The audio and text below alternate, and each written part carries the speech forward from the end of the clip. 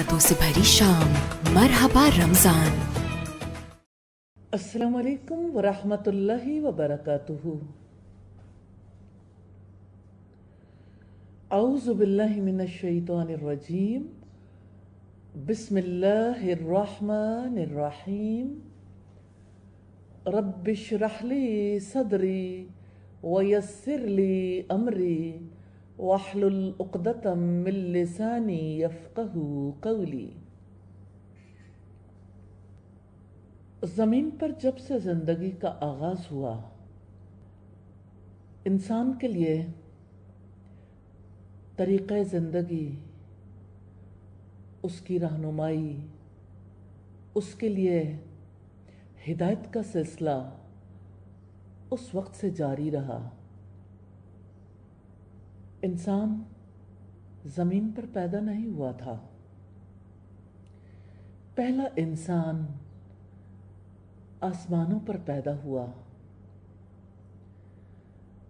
फिर जब जन्नत से ज़मीन पर उतारा गया तो रब्बुल इज़्ज़त ने फरमाया, फ़इम्मा यअतियन्नकुम मिन्नी हुदन फ़मन तबिअ हुदाया फ़ला खौफ़ुन अलैहिम वला हुम यहज़नून।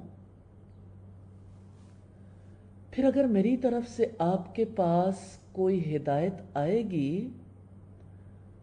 तो जो उसकी पैरवी करेगा उसके लिए न खौफ है न गम। हिदायत का ये सिलसिला तारीख़ के मुख्तलिफ अदवार में जारी रहा, हत्ता कि वो दौर आया, दौरे वहशत था। इंसानियत को ऐसी रोशनी की ज़रूरत थी जिसकी वजह से उसकी ज़िंदगी की तारीकियाँ दूर हो जाएं, ज़मीन से अंधेरे छट जाएं।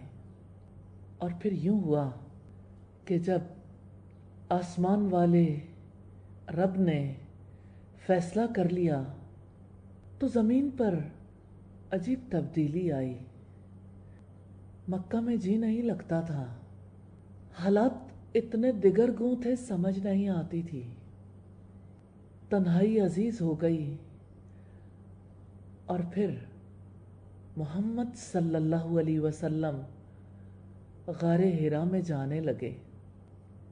हाफिज इब्न हजर कहते हैं, एक माह का अरसा तकरीबन आप सल्लल्लाहु अलैहि वसल्लम ने हिरा में गुजारा, और वो रमज़ान ही का महीना था। उसकी 25वीं रात थी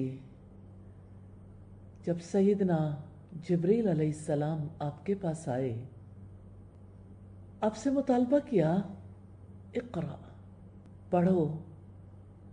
और आपने जवाब दिया, मा अना बिक़ारिन, मैं तो पढ़ने वाला नहीं हूँ। जिब्रील अलैहिस्सलाम ने आपको साथ लगाया, भेजा, छोड़ के फिर वही मुतालबा दोहराया, इक़रा, पढ़ो। जवाब नहीं बदला, मा अना बिक़ारिन, मैं तो पढ़ने वाला नहीं हूँ। तीसरी बार जिब्रील अलैहिस्सलाम ने आपको साथ लगाया, इस कदर ज़ोर से भींचा कि आपको लगा कि पसलियाँ आपस में मिल जाएंगी। छोड़ा और कहा, इक़रा बिस्मि रब्बिकल लज़ी खलक़, पढ़ो अपने रब के नाम से जिसने पैदा किया। अब सल्लल्लाहु अलैहि वसल्लम पीछे पीछे दोहराते गए। पहली 5 आयात लेकर जब आप घर वापस पहुंचे, दिल जोर जोर से धक धक कर रहा था। सईदा खदीजा से कहा, ज़म्मिलूनी ज़म्मिलूनी, मुझे कुछ ओढ़ा दो, मुझे कुछ ओढ़ा दो। सईदा खदीजा ने आप पर चादर डाल दी। थोड़ी देर के बाद आप उठ बैठे, कदरे सकून में आए थे, और आपने फरमाया, लक़द खशीतु अला नफ्सी, मुझे मेरी जान का डर है। उस मौके पर सईदा खदीजा ने कहा, कल्ला वल्लाहि मा युख़ज़ी कल्लाहु अबदा, हरगिज़ नहीं, अल्लाह की कसम, اللہ تعالیٰ آپ کو کبھی رسوا نہیں کرے گا۔ آپ صلی اللہ علیہ وسلم کی اخلاقی صفات آپ کے سامنے رکھتے ہوئے سیدہ نے قسم کھائی۔ یوں اس وحی کا آغاز ہوا، زمین والوں کے لیے بہت بڑا پیغام، زمین والوں کے لیے بہت بڑی رحمت، کیونکہ یہ اللہ تعالیٰ کے آخری پیغام کا نزول تھا۔ اس کا آغاز ہوا تھا، تقریباً یہ سلسلہ 23 برس تک جاری رہا۔ اس کے بعد اللہ تعالیٰ کی طرف سے وحی کا سلسلہ موقوف ہو گیا۔ اب قیامت تک ایسا پیغام نہیں آنا۔ اس پیغام کی حفاظت کی گئی، محفوظ ہے۔ ایک لفظ، ایک حرف، ایک شوشے میں بھی فرق نہیں ہے، پوری دنیا کے لیے چیلنج ہے۔ یہ کلام جس علاقے میں نازل ہوا، وہ مناظر بھی آپ دیکھیں، اس ماحول میں پہنچیں جس ماحول میں قرآن حکیم نازل ہوا تھا۔ کیسے اللہ کے رسول صلی اللہ علیہ وسلم غار حرا جاتے تھے۔ آج بھی حرا سے آنے والی روشنی ہے جو زندگیوں کو منور کر رہی ہے۔ اللہ تعالیٰ سے دعا کرتی ہوں، ہم مل بیٹھے ہیں اسی روشنی سے نفع اٹھانے کے لیے۔ یا اللہ، برکت عطا فرمانا، فہم دینا، محبت دینا، عمل کی توفیق دینا، اس قرآن کی ذمہ داریوں، فرائض کو ادا کرنے کی توفیق عطا فرمانا۔ دوسری بات جو آپ کے سامنے رکھنا چاہتی ہوں، وہ معمول ہے اللہ کے رسول صلی اللہ علیہ وسلم کا۔ سیدنا عبداللہ ابن عباس رضی اللہ تعالی عنہ کہتے ہیں، کان رسول اللہ اجود الناس، اللہ کے رسول صلی اللہ علیہ وسلم سب انسانوں سے زیادہ سخی تھے، اور آپ کی سخاوت رمضان میں ریح مرسلہ کی طرح ہوتی تھی، تند و تیز طوفانوں کی طرح۔ اور ایسا تب ہوتا تھا جب سیدنا جبریل علیہ السلام آپ کو دورہ قرآن کروانے آتے تھے، اور ایسا ہر رات ہوتا تھا۔ اللہ رب العزت کے رسول کی سنت ہے، کیسے انہوں نے سیکھا، کیسے انہوں نے محفوظ رکھنے کے لیے کوشش کی۔ دورہ قرآن بہت بڑی رحمت ہے۔ ایک مہینے میں اللہ تعالیٰ کے پیغام کو دل و دماغ میں پوری طرح سے تر و تازہ کر لینا، انسان کو کس قدر رب سے قریب کر دیتا ہے، اور کس قدر زندگی کے راستوں کو واضح کر دیتا ہے۔ یا ارحم الراحمین، نہیں جانتے زندگی کے کتنے دن ہیں، الہی قرآن ہی کے ساتھ وقت بتاتے ہوئے، اسی کی خدمت کرتے ہوئے، اسی پر عمل کرتے، اسی کا پیغام پہنچاتے ہوئے ہمیں اپنے پاس بلانا، اسی کو ہمارے لیے قبر کی وحشتوں میں مونس بنا دینا، اسی کو ہمارے لیے شفیع بنا دینا۔ اللہ تعالیٰ کی آخری کتاب قرآن مجید کے بارے میں نبی صلی اللہ علیہ وسلم نے فرمایا، خیرکم من تعلم القرآن وعلمہ، تم میں سے بہترین لوگ وہ ہیں، دی بیسٹ پیپل، جو خود قرآن سیکھیں اور دوسروں کو سکھائیں۔ آئیے قرآن مجید کے طالب علم کی حیثیت سے اللہ تعالیٰ سے دعا کرتے ہیں، یا ارحم الراحمین، ہمیں تقوی نصیب کر دے کہ اس کتاب کی ہدایت سے تبھی فائدہ اٹھایا جا سکتا ہے، اور الہی آپ ہماری مدد فرمائیے اور اس سلسلے کو ڈسکنیکٹ ہونے سے بچا لیجئے۔ اللہ تعالیٰ کی کتاب کا آغاز کرتے ہیں، 114 صورتیں ہیں اور پہلی صورت سورہ الفاتحہ ہے۔ اعوذ باللہ من الشیطان الرجیم، بسم اللہ الرحمن الرحیم، الحمد للہ رب العالمین، الرحمن الرحیم، مالک یوم الدین، ایاک نعبد و ایاک نستعین، اہدنا الصراط المستقیم، صراط الذین انعمت علیہم غیر المغضوب علیہم ولا الضالین، آمین۔ اللہ تعالیٰ کے نام سے جو وسیع رحمت والا، رحم کرنے والا ہے۔ تعریف اللہ تعالیٰ کے لیے ہے جو کائنات کا رب ہے، وسیع رحمت والا، رحم کرنے والا ہے۔ یا ارحم الراحمین، تو ہم سب پر رحم فرما دے اور ہمیں اپنی کتاب کا علم نصیب فرما دے۔ بدلے کے دن کا مالک ہے، ہم صرف تیری عبادت کرتے ہیں اور صرف تجھ سے مدد مانگتے ہیں۔ ہمیں سیدھے راستے پر چلا، اہدنا الصراط المستقیم۔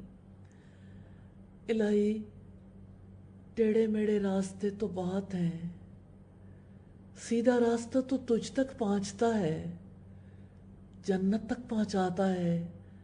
یا ارحم الراحمین، ہم سب کو جنت تک پہنچا دے۔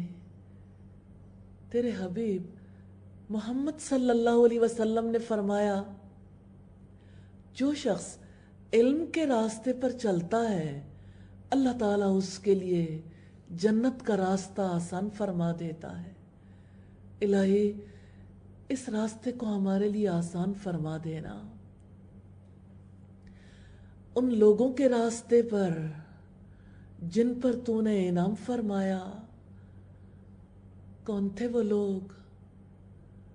انبیاء، صدیقین، شہداء، صالحین۔ یا اللہ ہمیں ان میں شامل فرما دینا۔ جن پر غضب نہیں ہوا، کون ہے جن پر غضب ہوا؟ یہودی۔ میرا فیصلہ نہیں ہے، اللہ تعالیٰ کے رسول نے ارشاد فرمایا، اور اسی پارے میں ہم مغضوب لوگوں کے رویے بھی دیکھیں گے۔ اور جو گمراہ نہیں ہوئے وہ کون ہیں جنہوں نے راستہ گم کر دیا؟ جن سے صراط مستقیم گم ہوا وہ عیسائی ہیں۔ یا ارحم الراحمین، اپنے غضب سے بھی بچانا، گمراہ ہونے سے بھی بچا لینا۔ بسم اللہ الرحمن الرحیم، الف لام میم، ذالک الکتاب لا ریب فیہ ھدی للمتقین۔ اللہ تعالیٰ کے نام سے جو وسیع رحمت والا، رحم کرنے والا ہے۔ یہ سورہ البقرہ ہے جو مدنی سورت ہے، 286 آیات اور 40 رکوع پر مشتمل ہے۔ الف لام میم یہ حروف مقطعات ہیں۔ یہ کتاب ہے، اس میں کوئی شک نہیں۔ یا ارحم الراحمین، پوری تاریخ میں جتنے شکوک پیدا کیے گئے، آج ہم ایسے دور میں رہتے ہیں جہاں سارے ہی شک اکٹھے ہو گئے۔ اور الہی، تعلیم کے نام پر ہمارے بچوں کے ذہنوں میں آپ کے بارے میں شک پیدا کر دیا گیا، آپ کے رسول کے بارے میں، آپ کے دین کے بارے میں شک پیدا کر دیا گیا۔ الہی، مسلمانوں کی نسلوں میں سے کتنے ہیں جنہیں اب آپ پر یقین نہیں ہے، شک میں مبتلا ہو گئے، تعلیم یافتہ ہونے کے باوجود انہوں نے ایسی ڈگریاں حاصل کی، ماں باپ نے اپنی زندگیاں لگا دیں اور اپنے بچوں کو اپنے رب سے ہی دور کر ڈالا۔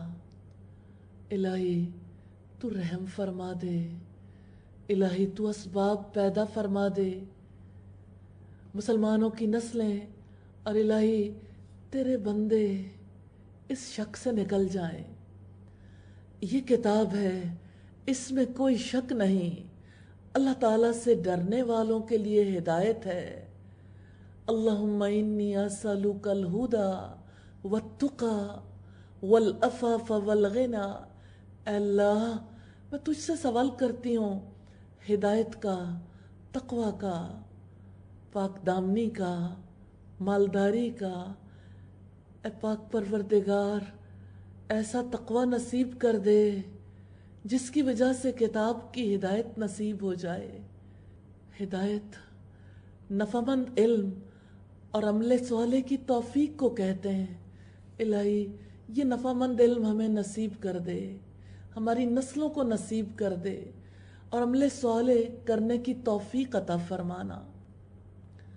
جو غیب پر ایمان رکھتے ہیں اور نماز قائم کرتے ہیں اور جو ہم نے ان کو رزق دیا ہے اس میں سے خرچ کرتے ہیں، اور جو اس پر ایمان رکھتے ہیں جو آپ پر نازل کیا گیا اور جو آپ سے پہلے نازل کیا گیا، اور وہ آخرت پر یقین رکھتے ہیں۔ یا ارحم الراحمین ان سین پر بلیف دے دے۔ الہی تیری ذات کو آنکھوں نے دیکھا نہیں، لیکن دنیا کی ایک ایک چیز پکار کر تیرے وجود کا پتہ دیتی ہے۔ الہی آخرت پر یقین نصیب فرما دے، الہی جواب دہی کا احساس نصیب فرما دے۔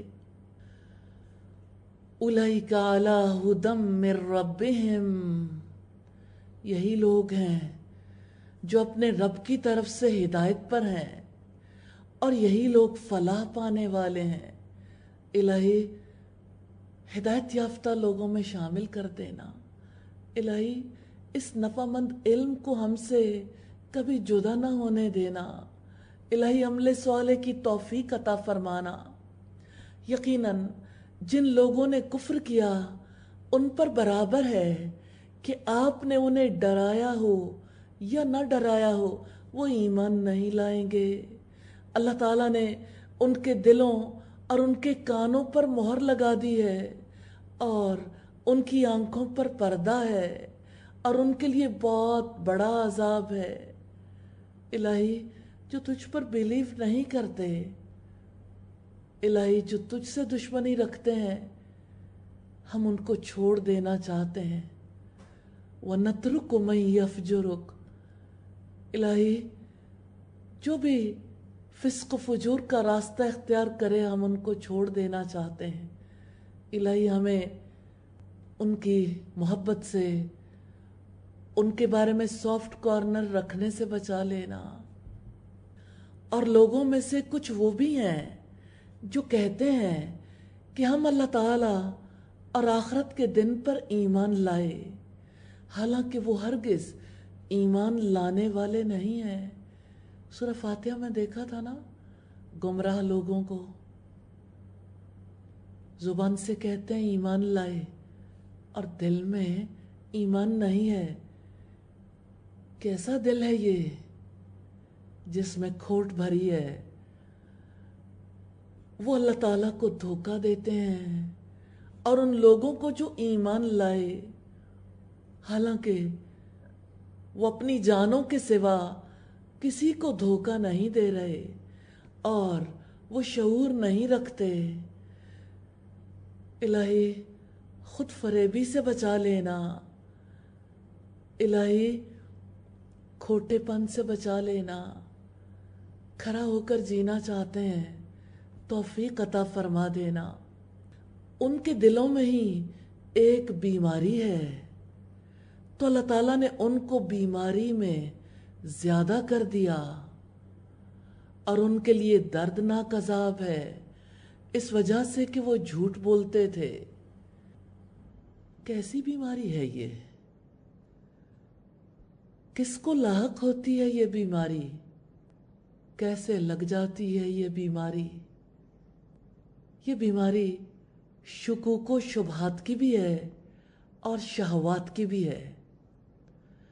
ابلیس کے دو بڑے وار ہیں، یا وہ شبہ میں ڈالتا ہے، اور اگر کسی کو شبہ نہ ہو تو شہوات میں مبتلا کر دیتا ہے، اور جب ان سے کہا جاتا ہے کہ زمین میں فساد نہ پھیلاؤ تو وہ کہتے ہیں کہ یقیناً ہم اصلاح کرنے والے ہیں۔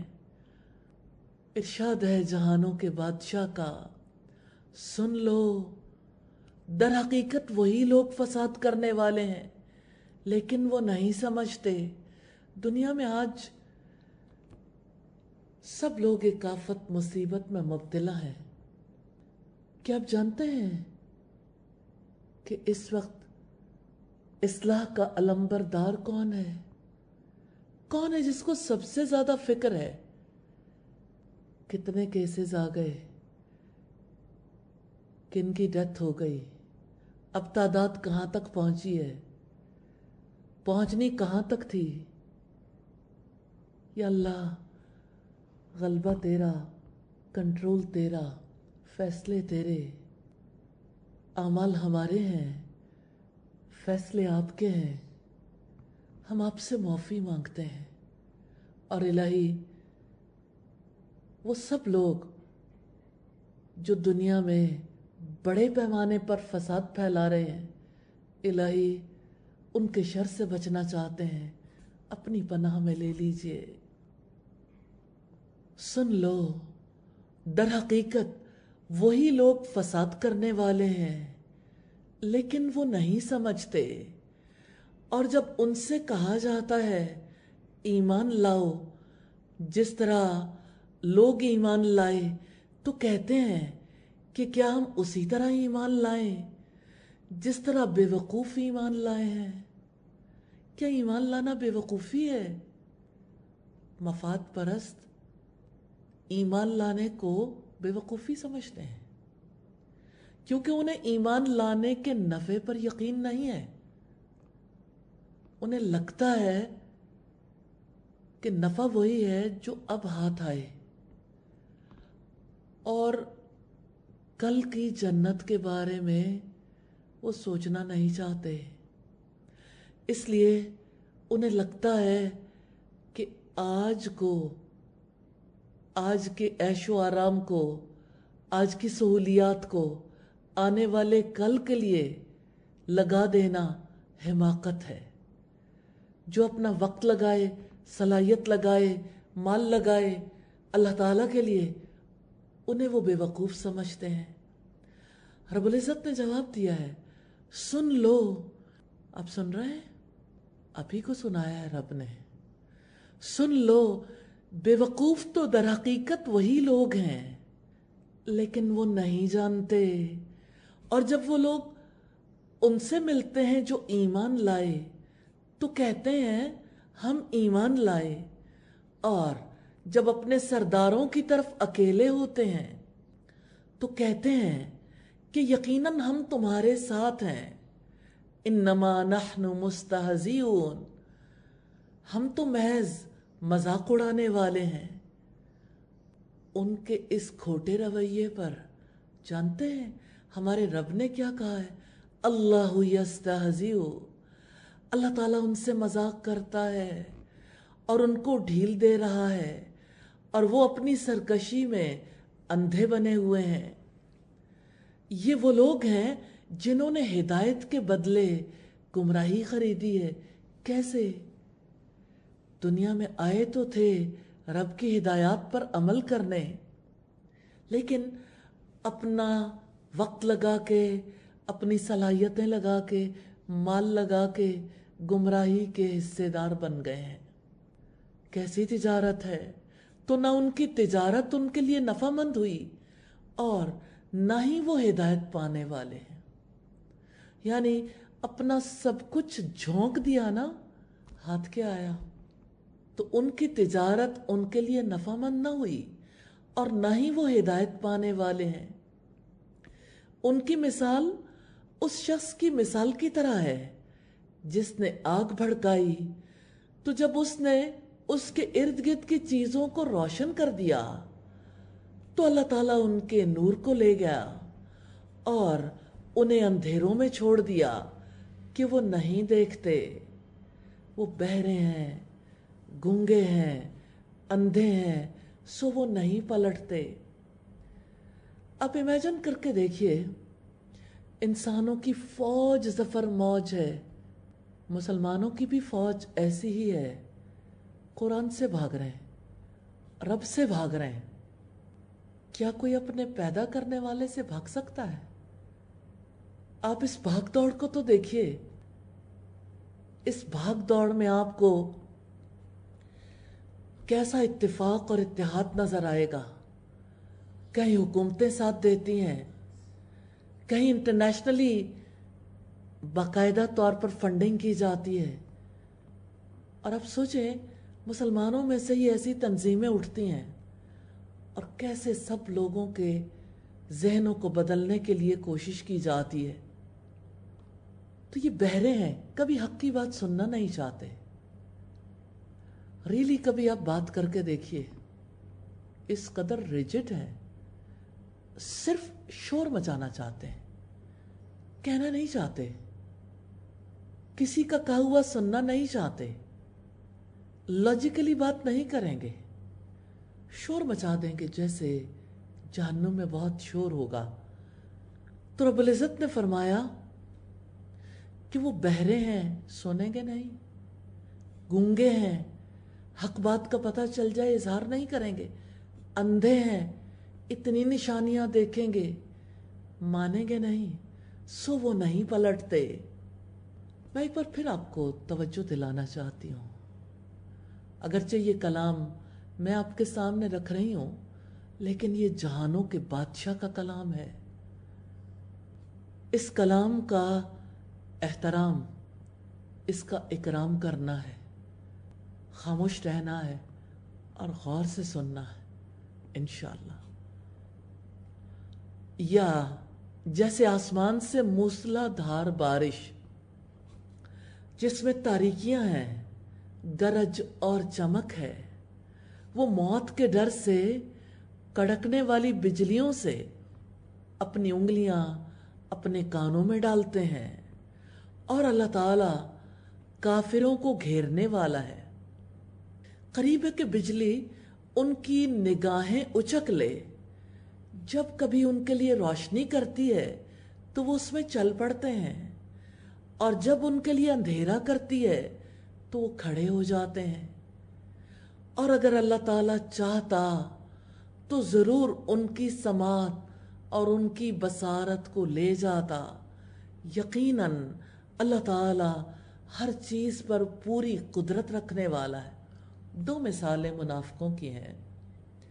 پہلی مثال مکمل منافق کی ہے جو کبھی نہیں پلٹے گا۔ دوسری مثال ان کی ہے، مشکل حالات آئیں ڈر جاتے ہیں، اور جب تھوڑی سی روشنی ہوتی ہے چل پڑتے ہیں۔ تو اللہ تعالیٰ ہر ایک کو موقع دیتا ہے جو جتنا چلنا چاہے۔ رکوع نمبر 3 ہے اور ارشاد ہے جہانوں کے بادشاہ کا ساری انسانیت کے نام، یا ایھا الناس اعبدوا ربکم الذی خلقکم والذین من قبلکم لعلکم تتقون۔ اے لوگو، اپنے رب کی عبادت کرو جس نے تمہیں اور ان لوگوں کو پیدا کیا جو تم سے پہلے تھے، تاکہ تم تقوی اختیار کرو۔ اللہ تعالیٰ کا ارشاد توجہ طلب ہے۔ اللہ تعالیٰ نے خاص بات آپ کے سامنے رکھی ہے، اپنے رب کی عبادت کرو۔ رب کون ہے؟ جس نے پیدا کیا، جس نے زندگی بھر روزی دی ہے، جو ایک بیج کو پورا درخت بنانے والا ہے، جو ایک سیل سے پورا انسان بنانے والا، اور انسان کو جو بالکل بے بس ہوتا ہے اسے پوری جوانی تک پہنچانے والا ہے۔ تو اللہ پاک نے فرمایا کہ دیکھو اس کی عبادت کرو جس نے تمہیں پیدا کیا اور تم سے پہلے لوگوں کو۔ اب طویل زمانوں میں جتنے انسان دیکھیں گے اسی ایک رب کے پیدا کرنا ہے۔ اور عبادت کیوں کرنی ہے؟ تاکہ تم تقوی اختیار کرو۔ اور تقوی کیا ہے؟ اللہ تعالیٰ سے ثواب کی امید رکھتے ہوئے اس کے احکامات کی اطاعت کرنا، اور اس کے عذاب کے خوف سے اس کے روکے سے رک جانا۔ وہ ذات جس نے تمہارے لیے زمین کو فرش بنایا اور آسمان کو چھت بنایا، خلا میں جانے والے جانتے ہیں فرش ہونا کتنی بڑی بات ہے، آسانی سے ہم چل پھر سکتے ہیں۔ اس نے آسمان کو چھت بنایا اور آسمان سے پانی نازل کیا، واٹر سائیکل اس نے چلایا ہے، پھر اس سے تمہارے رزق کے لیے کئی طرح کے پھل پیدا کیے۔ آپ اندازہ کر سکتے ہیں ایک مٹی سے کتنے ذائقے، کتنی خوشبوئیں، کتنے رنگ، کیسی کیسی شیپ میں، کس قدر قوت لیے ہوئے پھل رب العزت ہم تک پہنچاتے ہیں۔ چنانچہ جب تم یہ جانتے ہو تو اللہ تعالیٰ کا کوئی شریک نہ بناؤ، اور اگر تم اس بارے میں شک میں ہو جو ہم نے اپنے بندے پر نازل کیا ہے تو اس جیسی ایک صورت ہی لے آؤ، اور اللہ تعالیٰ کے ماں سوا اپنے حمایتیوں کو بھی بلا لاؤ اگر تم سچے ہو۔ شک، یہ کتاب اللہ تعالیٰ کی ہے یا نہیں؟ شک ہے نہیں، کیونکہ کتاب اپنی صداقت کا ثبوت ہے، کیونکہ کتاب میں کبھی تبدیلی نہیں آئی۔ لیکن اس کے باوجود چیلنج کیا ہے جہانوں کے بادشاہ نے کہ ٹھیک ہے، شک ہے تو ایسی کتاب بنا لو، کیا مشکل ہے؟ وہی حروف ہیں جو تمہاری زبان میں ہیں، انہی حروف سے یہ کلام بنا ہے، اس جیسے مضامین بنا کر لا سکتے ہو تو بنا کر دیکھ لو، تمہیں پتہ چل جائے گا کہ انسانی کلام ہے یا نہیں۔ فَإِن لَّمْ تَفْعَلُوا وَلَن تَفْعَلُوا، پھر اگر تم نے نہ کیا اور تم ہرگز نہ کر سکو گے تو اس آگ سے ڈرو جس کا ایندھن انسان اور پتھر ہوں گے، جو کافروں کے لیے تیار کی گئی ہے، اور ان لوگوں کو خوشخبری دے دو جو ایمان لائے اور جنہوں نے نیک عمل کیے کہ یقیناً ان کے لیے ایسے باغات ہیں جن کے نیچے سے نہریں بہتی ہیں، جب کبھی ان میں سے کوئی پھل انہیں کھانے کو دیا جائے گا تو وہ کہیں گے یہ وہی پھل ہیں جو اس سے پہلے بھی ہمیں دیے گئے تھے، اور انہیں ایک دوسرے سے ملتا جلتا دیا جائے گا۔ جنت کے پھل مزے میں بہت مختلف، لیکن انسان ان پھلوں کو دیکھ کر دنیا کے پھلوں کی وجہ سے انہیں پہچان جائے گا، اور ان کے لیے وہاں پاکیزہ بیویاں ہوں گی اور وہ اس میں ہمیشہ رہنے والے ہیں۔ یقیناً اللہ تعالیٰ اس سے نہیں شرماتا کہ وہ مچھر یا اس سے بھی اوپر کسی چیز کی مثال بیان کرے۔ پس جو لوگ ایمان لائے تو وہ جانتے ہیں کہ یقیناً وہ ان کے رب کی طرف سے حق ہے، لیکن جن لوگوں نے کفر کیا تو وہ کہتے ہیں کہ اس مثال سے اللہ تعالیٰ نے کیا ارادہ کیا ہے۔ اللہ سبحانہ و تعالیٰ اس کے ذریعے بہت سوں کو گمراہ کرتا ہے اور بہت سوں کو ہدایت دیتا ہے، اور وہ اس کے ساتھ فاسقوں کے سوا کسی کو گمراہ نہیں کرتا۔ جانتے ہیں فاسق کسے کہتے ہیں؟ جو اللہ تعالیٰ کی اطاعت سے نکل جاتا ہے اپنی زندگی میں ضرور دیکھیے گا اللہ تعالیٰ کے کس کس حکم سے نکل چکے. سب ایک دوسرے کو تسلی تو دیتے ہیں، کوئی بات نہیں، چلو کوئی بات نہیں، پھر دیکھیں گے، چلو کوئی بات نہیں، سود کھاتے ہیں، چلو کوئی بات نہیں اگر شراب پیتے ہیں، چلو کوئی بات نہیں نماز نہیں پڑھتے، چلو کوئی بات نہیں اگر حجاب نہیں کرتے. مجھے یہ بتائیے فاسق کہاں ہوتے ہیں؟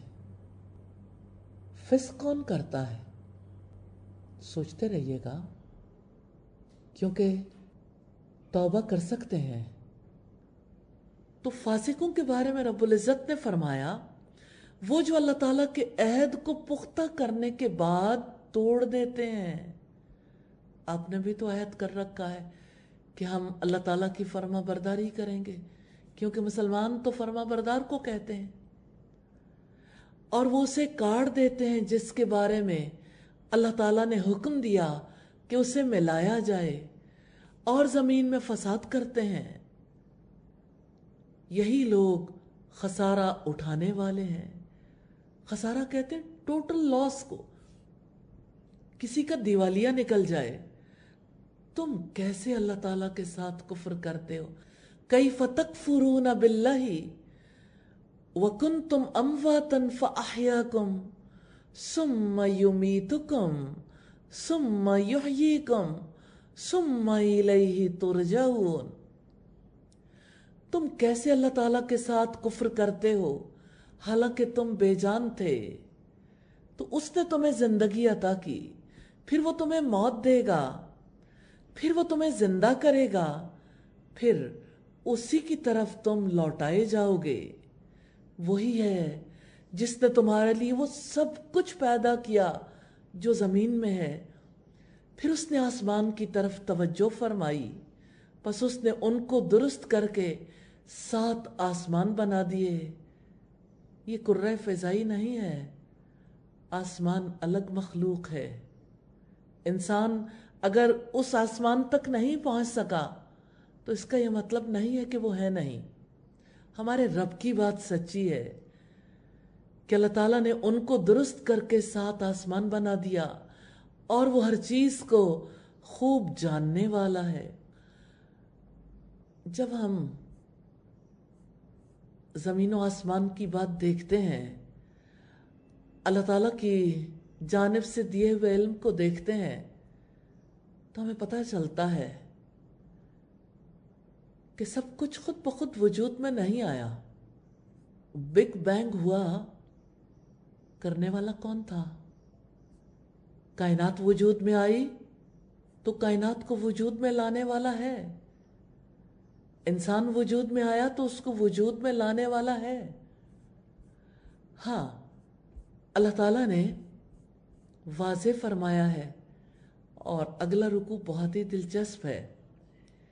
رب العزت کا فرمان ہے وَإِذْ قَالَ رَبُّكَ إِنِّي جَاعِلٌ فِي الْأَرْضِ خَلِيفَةً.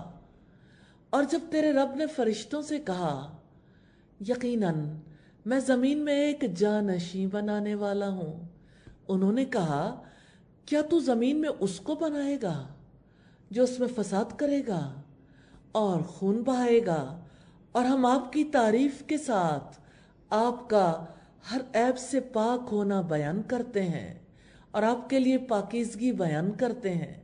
اللہ تعالیٰ نے فرمایا بے شک میں وہ جانتا ہوں جو تم نہیں جانتے. ایک سوال آپ کے ذہن میں بھی آتا ہوگا، دنیا کے اکثر انسانوں کے ذہن میں آتا ہے انسان زمین پر کیسے آیا؟ کیا وہ زمین کا باشندہ ہے یا اسے آسمان سے بھیجا گیا؟ یہ زمین اس کا آخری ٹھکانہ ہے یا اس کے بعد اسے کہیں اور کوچ کر جانا ہے؟ کچھ حقائق ہیں جن سے اللہ تعالیٰ نے نقاب کشائی کی ہے. اس سے ان سارے کافرانہ نظریات کی تردید ہوتی ہے کہ انسان پہلے بندر تھا، رفتہ رفتہ انسان بنا. سبحان اللہ، بے وقوفی کی بھی کوئی حد ہوتی ہے. یعنی ایک سپیشیز سے تعلق رکھنے والا दूसरी स्पीशीज ही में बदल गया। साइंटिफिकली भी अगर इसे देखें तो बात समझ आने वाली नहीं है। एग्रीकल्चर यूनिवर्सिटी फैसलाबाद से एक साहब ने पीएचडी थीसिस किया और उन्होंने एक रिसर्च की, एक नया कीड़ा दरियाफ्त किया। जब वो थीसिस बाहर गया तो वो सर पकड़कर बैठ गए, क्योंकि टांग किसी और स्पीशीज की है, मूंछ किसी और स्पीशीज की है, धड़ किसी और स्पीशीज का है। भाई आप तो इसी थ्योरी के कायल हैं, तो आपको अजीब क्यों लग रहा है? पता चला कि जिन साहब ने रिसर्च की थी उन्होंने मुख्तलिफ कीड़ों के हिस्से लेके उन्हें जोड़कर एक कीड़ा बनाकर पेश किया था ताकि उन्हें पीएचडी अवार्ड कर दी जाए। अगर डार्विन को इस कदर पजीराई मिल सकती है तो साहब जिनका नाम अब्दुल्ला पाकिस्ताना था, यानी कीड़े का नाम रखा, तो उनको भी पजीराई मिलनी चाहिए थी। तो ऐसा नहीं होता कि कभी एक जिन्स के लोगों को तब्दील करके एक स्पीशीज दूसरी स्पीशीज में बदल जाए। लेकिन आप देखिए कि एवोल्यूशन थ्योरी पे सब बिलीव करते हुए अपनी इन स्टडीज को जारी रखते हैं। सैयदना अबू मूसा अशरी से रिवायत है, अल्लाह के रसूल सल्लल्लाहु अलैहि वसल्लम ने फरमाया, अल्लाह ताला ने आदम अलैहिस्सलाम को तमाम जमीन से जमा की गई मुट्ठी भर खाक से पैदा फरमाया। आदम अलैहिस्सलाम की औलाद भी तरह तरह की मट्टी के मुताबिक पैदा हुई। उनमें सफ़ेद फाम भी हैं, सुर्ख भी, स्याह फाम भी और दरमियानी रंगों के भी, नेक भी, बुरे भी, सख्त मिजाज भी, नरम मिजाज भी। तो इससे पता चलता है कि ज़मीन पर रहने वाला इंसान असल में ज़मीन की मखलूक नहीं है, आसमान से आया, हाँ मट्टी ज़मीन की है और जाना भी इसी ज़मीन में है। और जब अल्लाह ताला जिंदा करेंगे, नई जिंदगी मिलेगी,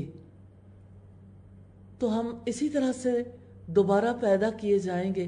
फिर हमारे अमाल का हिसाब किताब होगा, फिर हम अपने आखिरी घर हमेशा हमेशा के घर में जाएंगे। तो ये देखते हैं अल्लाह ताला की फरिश्तों से जो बातचीत है वो कहाँ तक पहुंची है। रब्बुल इज़्ज़त ने फरमाया, और अल्लाह ताला ने आदम को सारे के सारे नाम सिखा दिए, तालीम दी जा रही है। फिर उन्हें फरिश्तों के सामने पेश किया और फरमाया, अगर तुम सच्चे हो तो मुझे इन चीजों के नाम बताओ। उन्होंने कहा, सुब्हानका ला इल्म लना इल्ला मा अल्लमतना इन्नका अंतल अलीमुल हकीम। या अल्लाह हमें इसका यकीन नसीब कर दे। जो फरिश्तों ने कहा कितना सच है, उन्होंने कहा आप पाक हैं, जो कुछ आपने हमें सिखाया है उसके सिवा हमें कुछ इल्म नहीं। रियली इस जिंदगी की स्टोरी इतनी है।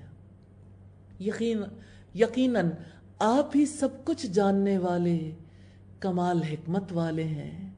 अल्लाह ताला ने फरमाया, ए आदम इन्हें इनके नाम बता दो। तो जब उसने उन्हें उनके नाम बता दिए तो अल्लाह ताला ने फरमाया, क्या मैंने तुमसे कहा न था कि बेशक मैं आसमानों और ज़मीन के गैब जानता हूँ, और मैं जानता हूँ जो तुम जाहिर करते हो और जो तुम छुपाते थे।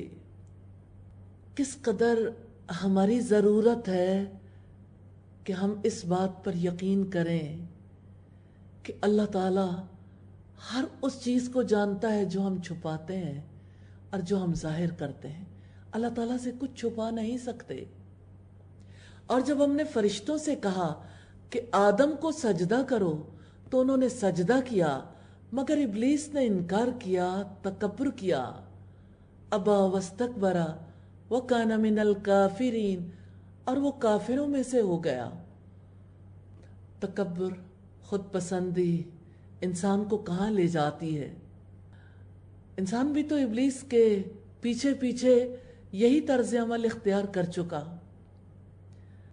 और हमने कहा, ए आदम, तुम और तुम्हारी बीवी दोनों जन्नत में रहो और जहां से चाहो दोनों खूब खाओ और इस दरख्त के करीब न जाना, वरना तुम दोनों जालिमों में से हो जाओगे। तो शैतान ने उन दोनों को उससे फिसला दिया, चुनांचे उसने उन दोनों को उस जगह से निकलवा दिया जिसमें वो थे, और हमने हुक्म दिया, तुम सब यहां से उतर जाओ। लीजिए, इंसान जमीन पर आने के लिए कमर बांध चुका। अल्लाह ताला का हुक्म आ गया, तुम सब यहां से उतर जाओ, तुम एक दूसरे के दुश्मन हो और तुम्हारे लिए जमीन में एक वक्त तक ठहरना और फायदा उठाना है। फतलक्का आदम मिन रब्बिही कलिमातिन फताबा अलैहि। फिर आदम अलैहिस्सलाम ने अपने रब से चंद कलिमात सीख लिए। ये सीखना किस नौयत का था? अल्लाह ताला ने उनके दिल में बात डाली थी, तो अल्लाह ताला ने उससे तौबा कबूल कर ली। यकीनन वही बेहद तौबा कबूल करने वाला, निहायत रहम वाला है। हमने कहा, तुम सब यहां से उतर जाओ। फ़इम्मा यअतियन्नकुम मिन्नी हुदन फमन तबिअ हुदाया फला खौफुन अलैहिम वला हुम यहज़नून। फिर अगर मेरी तरफ से तुम्हारे पास वाकई कोई हिदायत आए, तो जो मेरी हिदायत की पैरवी करेगा तो उनके लिए ना कोई खौफ होगा और ना वो गमगीन होंगे। और जिन लोगों ने कुफ्र किया और हमारी आयात को झुटलाया, वही लोग आग वाले हैं, वो उसमें हमेशा रहने वाले हैं। कुफ्र भी अपने अंजाम तक पहुंचेगा और ईमान भी। ऐसा नहीं है कि शुत्र बेमुहार आज़ादी है, जिसका जी चाहे एथियस्ट बन जाए। जब एथियस्ट बनोगे तो आग तो मुकद्दर बन जाएगी, क्योंकि अल्लाह ताला का फैसला है। जहानों का बादशाह है, उसने फैसला कर रखा है। ये कोई सादा सी बात नहीं है कि जिंदगी में सब कुछ मिला है, जैसे जी चाहे करें, को पूछने वाला नहीं। अब भी तौबा कर लें, अब भी वापस पलट आएं, लौट आएं अपने रब की तरफ। अल्लाह ताला हम सबको तौफीक दे दे। रुकू नंबर 5 से 14 तक बनी इसराइल के वाक़यात हैं। मक्का की सरजमीन से जिस वही का आगाज हुआ, हिजरत के बाद अल्लाह के रसूल सल्लल्लाहु अलैहि वसल्लम मदीना में आ बसे, और मदीना में आपके मुखातिब यहूदी और ईसाई थे। दूसरे पारे में हमें यहूदियों के अमाल का तज़किरा ज़्यादा मिलता है। हम जब सूरह आल इमरान को पढ़ेंगे तो ईसाइयों के हालात व वाक़यात को ज़्यादा अच्छे तरीके से देखेंगे। सोशल एनालिसिस है, मदीना की सोसाइटी में कैसे बाशिंदे बसते थे। तो आइए देखते हैं बनी इसराइल के वाक़यात को, जो दरअसल यसरब में आखिरी नबी की तलाश में आए थे, लेकिन तासुब आड़े आ गया, कबूल नहीं कर पाए। ए बनी इसराइल, याद करो मेरी उस नेमत को जो मैंने तुम्हें अता की थी, और तुम मेरे अहद को पूरा करो, मैं तुम्हारे अहद को पूरा करूंगा, और सिर्फ मुझी से तुम डरते रहो, और जो मैंने नाजिल किया है उस पर ईमान लाओ, यानी कुरान पर। ये उसकी तस्दीक करने वाला है जो तुम्हारे पास है, यानी तौरात की। और तुम सबसे पहले उसके साथ कुफ्र करने वाले न बनो, और मेरी आयात के बदले थोड़ी कीमत न खरीदो, और सिर्फ मुझी से बस तुम डरते रहो, और तुम हक को बातिल के साथ न मिलाओ, तलबीस न करो, और ना ही हक को छुपाओ, हालांकि तुम जानते हो। और नमाज कायम करो, और ज़कात अदा करो, और रुकू करने वालों के साथ रुकू करो। नमाज और ज़कात का हुक्म, जमात का हुक्म यहूदियों के यहाँ भी पाया जाता है। और बड़ी अहम बात है, अतअमुरून अन्नास बिलबिर्रि व तंसौना अनफुसकुम। क्या तुम लोगों को नेकी का हुक्म देते हो और अपने आप को भूल जाते हो, हालांकि तुम کتاب کی تلاوت کرتے ہو، کیا تم نہیں سمجھتے؟ اور صبر اور نماز کے ذریعے سے مدد مانگو، اور بلا شبہ وہ نماز یقیناً بہت بڑی ہے مگر عاجزی کرنے والوں پر۔ نماز، 5 وقت کی نماز ادا کرنا مسلمانوں پر بھی کس قدر گراں ہے۔ رمضان جب آتا ہے تو سب کے لیے نادر موقع لاتا ہے۔ اس موقع سے فائدہ اٹھاتے ہوئے آپ 5 وقت کی نماز پابندی کے ساتھ ادا کرنے کے قابل ہو سکتے ہیں۔ اللہ تعالیٰ سے دعائیں کر کے شیاطین قید ہوتے ہیں۔ تھوڑی سی ہمت کرنے کی ضرورت ہے، ارادہ کرنے کی، انشاءاللہ اللہ تعالیٰ کی مہربانی ہوگی۔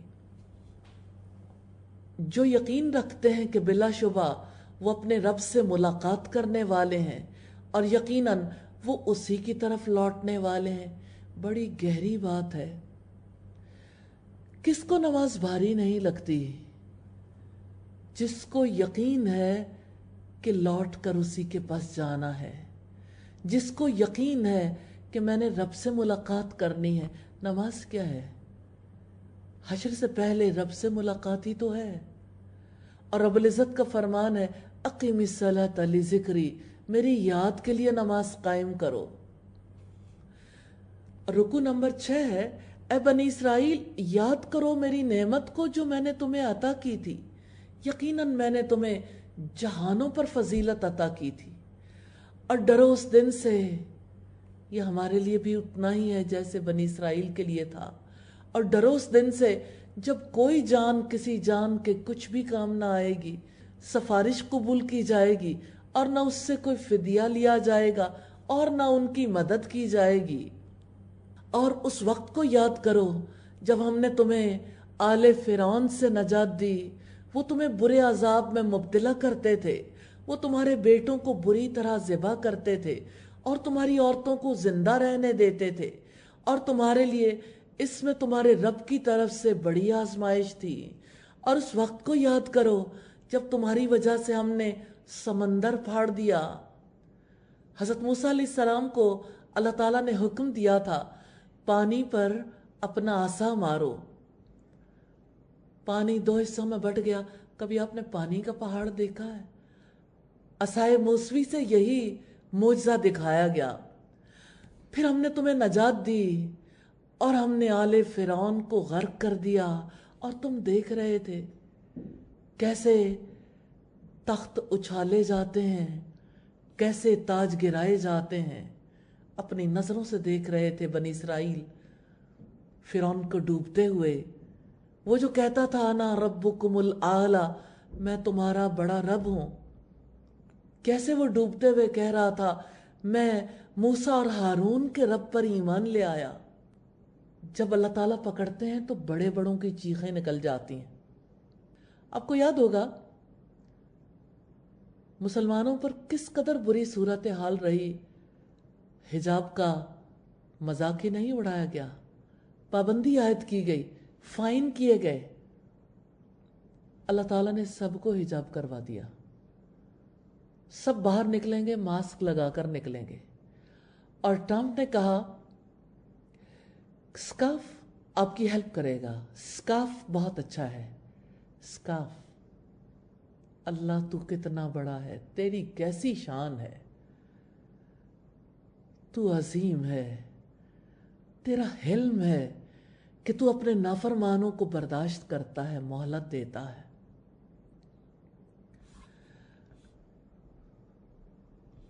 ایسا حق ہے، ہر دور کے فرعون کو اللہ تعالیٰ ڈبو دیتے ہیں، یہ اس کا فیصلہ ہے، اس نے کسی فرعون کو کس طرح پکڑنا ہے۔ فیصلے اس کے جس کی تخلیق ہے، جس کی ملکیت ہے۔ پھر فرمایا اور اس وقت کو یاد کرو جب ہم نے موسیٰ سے 40 راتوں کی میعاد مقرر کی، پھر اس کے بعد تم نے بچھڑے کو پکڑ لیا اور تم ظلم کرنے والے تھے، پھر اس کے بعد ہم نے تمہیں معاف کر دیا تاکہ تم شکر کرو۔ شکر بنیادی صفت ہے، ایک انسان شکر گزار بن جاتا ہے تو اپنے رب کا پسندیدہ انسان بن جاتا ہے۔ اللہ تعالیٰ سے دعا ہے ہمیں شکر گزاروں میں شامل فرما لے۔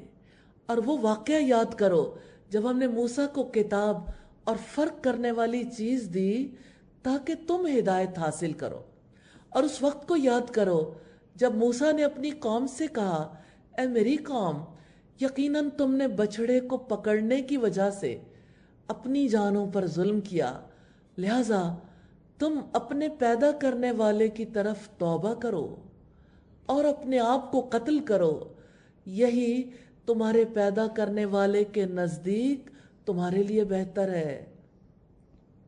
پھر اللہ تعالیٰ نے تمہاری توبہ قبول کی، یقیناً وہی بے حد توبہ قبول کرنے والا نہایت رحم والا ہے۔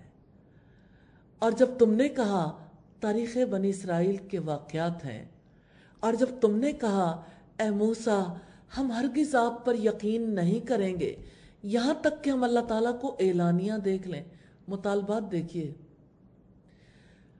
تو تمہیں بجلی نے پکڑ لیا اور تم دیکھ رہے تھے، پھر ہم نے تمہاری موت کے بعد تمہیں اٹھایا لعلکم تشکرون، تاکہ تم شکر کرو۔ کیا آپ جانتے ہیں کہ انسان کے اندر سرکشی ہو تو شکر گزار نہیں ہو سکتا؟ سرکشی اس انسان کے اندر ہوتی ہے جو اپنے آپ کو بڑی چیز سمجھتا ہے، اور شکر گزار تواضع اختیار کرتا ہے کیونکہ وہ منعم کی نعمت کا اعتراف کر لیتا ہے۔ شکر گزاری بڑی چیز ہے۔ اللہ تعالیٰ نے اپنی آخری کتاب کا آغاز ہی الحمدللہ سے کیا۔ تمام تعریف اللہ تعالیٰ کے لیے، شکر اللہ تعالیٰ کے لیے ہے، اللہ کا شکر ہے۔ اور ہم نے تم پر بادل کا سایہ کیا، یہ صحرائے سینا ہے جہاں بنی اسرائیل گزر رہے ہیں، ابھی تو فرعون کو ڈوبے ہوئے دیکھ کر آئے ہیں۔ اور تم پر من و سلوہ نازل کیا، کھاؤ پاک چیزوں میں سے جو ہم نے تمہیں رزق دیا ہے، اور انہوں نے ہم پر ظلم نہیں کیا بلکہ وہ اپنی جانوں پر ظلم کرتے تھے۔ اور اس وقت کو یاد کرو جب ہم نے کہا اس بستی میں داخل ہو جاؤ، بس اس میں جہاں سے چاہو خوب کھاؤ، اور دروازے میں سے سجدہ کرتے ہوئے داخل ہو جاؤ، اور کہو بخش دے بخش دے، ہم تمہاری خطاؤں کو تمہارے لیے بخش دیں گے، اور جلد ہی ہم نیکی کرنے والوں کو زیادہ دیں گے۔ پھر جن لوگوں نے ظلم کیا انہوں نے اس بات کو جو ان کے لیے کہی گئی تھی اس کے ماں سوا سے بدل ڈالا، تو ہم نے ان لوگوں پر آسمان سے عذاب نازل کیا جنہوں نے ظلم کیا اس وجہ سے کہ وہ نافرمانی کرتے تھے۔ کیا آپ جانتے ہیں کس بات کو انہوں نے بدلا تھا؟ وَقُولُوا حِطَّةٌ، اللہ تعالیٰ نے کہا تھا کہ آپ کہو حِطَّةٌ حِطَّةٌ،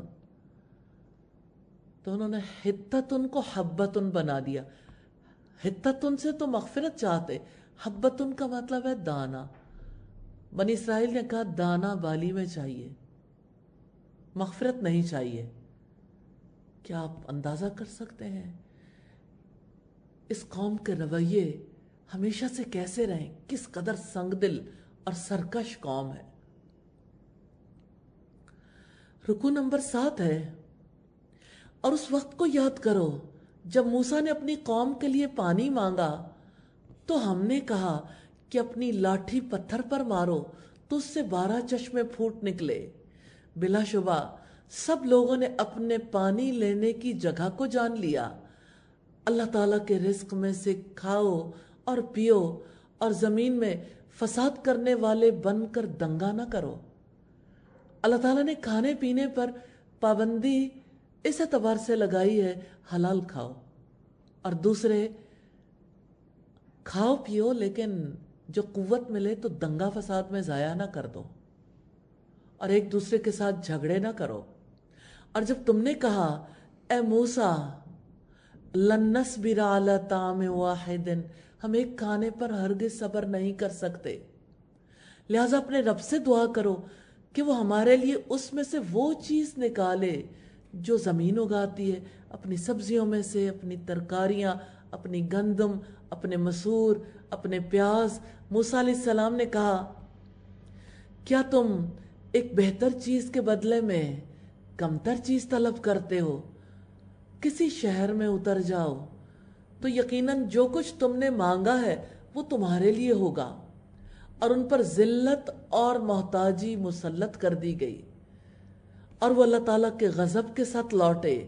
یہ اس وجہ سے ہوا کہ وہ اللہ تعالیٰ کی آیات کے ساتھ کفر کرتے تھے اور اللہ تعالیٰ کے نبیوں کو قتل کرتے تھے، ناحق قتل کرتے تھے۔ یہ اس وجہ سے جو انہوں نے نافرمانی کی اور وہ حدود سے گزر جاتے تھے۔ چارج شیٹ ہے بنی اسرائیل کے خلاف جو مغضوب لوگ ہیں۔ اللہ تعالیٰ کہتے ہیں دیکھو تمہارے طرز عمل میں کیسی تبدیلی آئی ہے۔ اس تبدیلی کی وجہ سے ہماری طرف سے طے ہے کہ آپ ذلت اور محتاجی میں مبتلا کر دیے جاؤ گے۔ اور وہ 4 نکات کیا ہیں؟ چارج شیٹ کیا ہے؟ آپ نے اللہ کے نبیوں کو قتل کیا۔ ہاں یہ یہودی ہیں جنہوں نے اللہ کے نبیوں کو قتل کیا تھا۔ آپ نے اللہ تعالیٰ کی نافرمانی کی، اس کے حکم کو بدل ڈالا۔ آپ نے اللہ تعالیٰ کی آیات کے ساتھ کفر کیا، من گھڑت تفسیر کی، بات بدل ڈالی، مانا ہی نہیں۔ اور آپ نے اللہ تعالیٰ کی حدود کے اندر رہنا گوارا نہیں کیا۔ یہ 4 جرائم ہیں جو اللہ تعالیٰ نے اپنی کتاب میں یہودیوں کے حوالے سے بتائے۔ یقیناً جو لوگ ایمان لائے اور جو یہودی ہوئے اور عیسائی اور سابی، جو کوئی اللہ تعالیٰ اور آخرت کے دن پر ایمان لایا اور اس نے نیک کام کیے، ان کا اجر ان کے رب کے پاس ہے، اور ان کے لیے نہ کوئی خوف ہوگا اور نہ وہ غمگین ہوں گے۔ بات کچھ اور آگے بڑھتی ہے۔ بنی اسرائیل کی سرکشیاں اپنی جگہ، اللہ تعالیٰ کے انعامات اپنی جگہ۔ اللہ تعالیٰ نے اصلاح کے لیے بھرپور کوشش کی۔ یاد رکھیے گا یہ اللہ تعالیٰ کا طریقہ کار ہے۔ جب لوگ پیغمبروں کی بات نہیں مانتے، جب اللہ تعالیٰ کے انعامات پاتے ہیں، سرکشی اختیار کرتے ہیں، تو اللہ تعالیٰ اپنا راستہ سختی سے بھی دکھاتے ہیں۔ کبھی ایسی صورتحال پیدا ہو جاتی ہے جیسے طور کی وادی میں پیدا ہوئی تھی، تو ہم دیکھتے ہیں طور کی وادی کا ایک منظر کو، اور جب ہم نے تم سے پختہ عہد لیا اور ہم نے تم پر پہاڑ کو بلند کیا۔ جانتے ہیں پہاڑ کو کیسے بلند کیا تھا؟ کتنے کلومیٹرز پر واقع ہے یہ پہاڑ، جڑ سے اکھاڑ لیا۔ نیچے یہودی ہیں اور اوپر پہاڑ ہے۔ یہ بادل نہیں ہے، پہاڑ ہے۔ اس پہاڑ کو کیوں بلند کیا تھا؟ تاکہ ان کے دل ڈریں، خوف کھائیں، کیونکہ خوف کی وجہ سے انسان کے طرز عمل میں تبدیلی آتی ہے۔ اب دیکھیں یہ خوف ہی تو تھا کہ لوگوں نے اپنے مردوں کو، جانے والوں کو غسل نہیں دیا، ان کے جنازے میں شریک نہیں ہوئے، ان کے پاس وزٹ کے لیے نہیں گئے۔ تو اب دیکھیں کہ اسلامی طریقہ کار کے مطابق آپ اپنے پیاروں کے ساتھ وہ تعلق بھی قائم نہیں رکھ سکے۔ اللہ تعالیٰ کو کیا جواب دیں گے؟ یہ خوف تھا نا جس کی وجہ سے لوگوں نے مسجد جانا چھوڑا، جس کی وجہ سے کہیں مسجد پہ پابندی لگائی گئی، کہیں باقی معاملات میں۔ اللہ تعالیٰ ہی ان معاملات کی حقیقت کو جانتا ہے۔ میں تو تاریخ بنی اسرائیل سے یہ واقعہ آپ کے سامنے رکھنا چاہتی ہوں کہ پہاڑ یہودیوں کے اوپر ہے اور پہاڑ کے نیچے وہ ہیں، اور اللہ تعالیٰ نے حکم دیا۔ یہ حکم ہمارے لیے بھی ہے، خذوا ما آتیناکم بقوۃ واذکروا ما فیہ لعلکم تتقون۔ جو ہم نے تمہیں دیا ہے اسے مضبوطی سے پکڑو، اور جو اس میں ہے اسے یاد کرو تاکہ تم بچ جاؤ۔ ہاں اس دنیا میں نجات کا راستہ یہی ہے۔ اللہ تعالیٰ نے کیا دیا ہے؟ کتاب۔ کل تورات تھی، انجیل تھی، آج قرآن ہے۔ خذوا ما آتیناکم بقوہ۔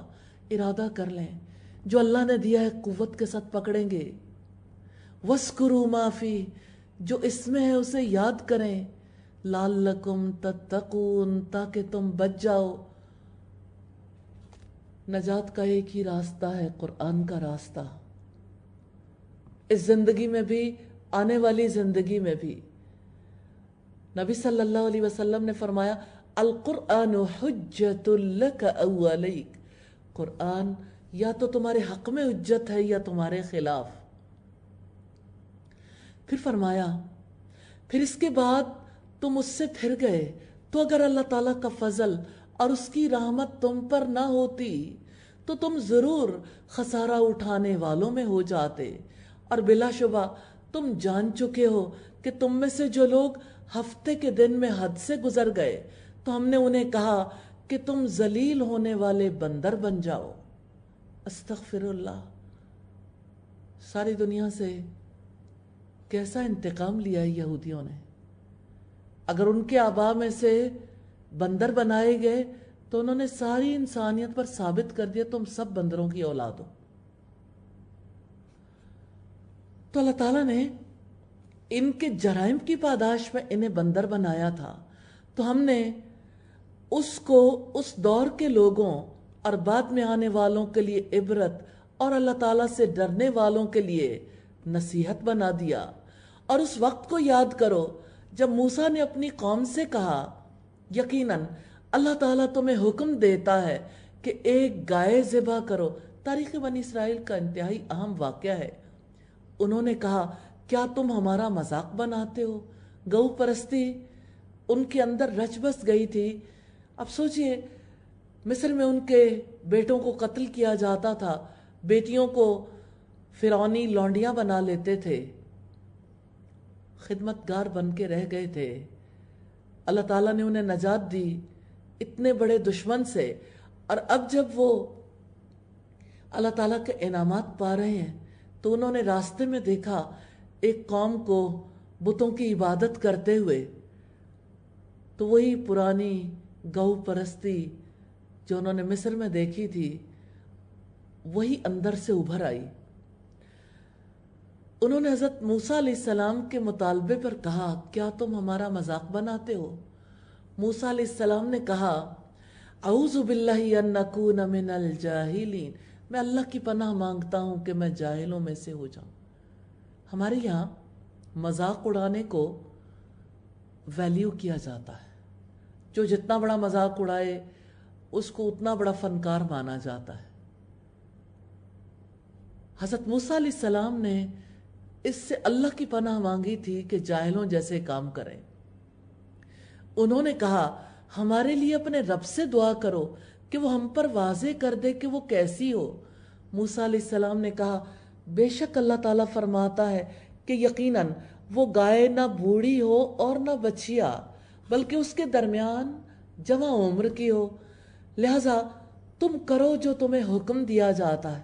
ریلی کام اتنا ہی ہے، حکم اللہ کا اور ہم محکوم ہیں، ہم نے تو حکم کی پابندی کرنی ہے تو کرتے جائیں، پرابلم ہی نہیں ہے۔ پرابلم تو اس وقت آتی ہے جب انسان ماننا نہیں چاہتا۔ انہوں نے کہا ہمارے لیے اپنے رب سے دعا کرو کہ وہ ہمارے لیے واضح کر دے کہ اس کا رنگ کیسا ہو۔ موسیٰ علیہ السلام نے کہا بے شک اللہ تعالیٰ فرماتا ہے کہ یقیناً وہ زرد رنگ کی گائے ہو، اس کا رنگ چمکنے والا ہو کہ دیکھنے والوں کو خوش کرتی ہو۔ انہوں نے کہا ہمارے لیے اپنے رب سے دعا کرو کہ وہ ہمارے لیے واضح کر دے کہ وہ کیسی ہو، بے شک گائے ہم پر مشتبہ ہو گئی ہے، اور یقیناً اگر اللہ تعالیٰ نے چاہا تو ہم ضرور مقصد تک پہنچنے والے ہوں گے۔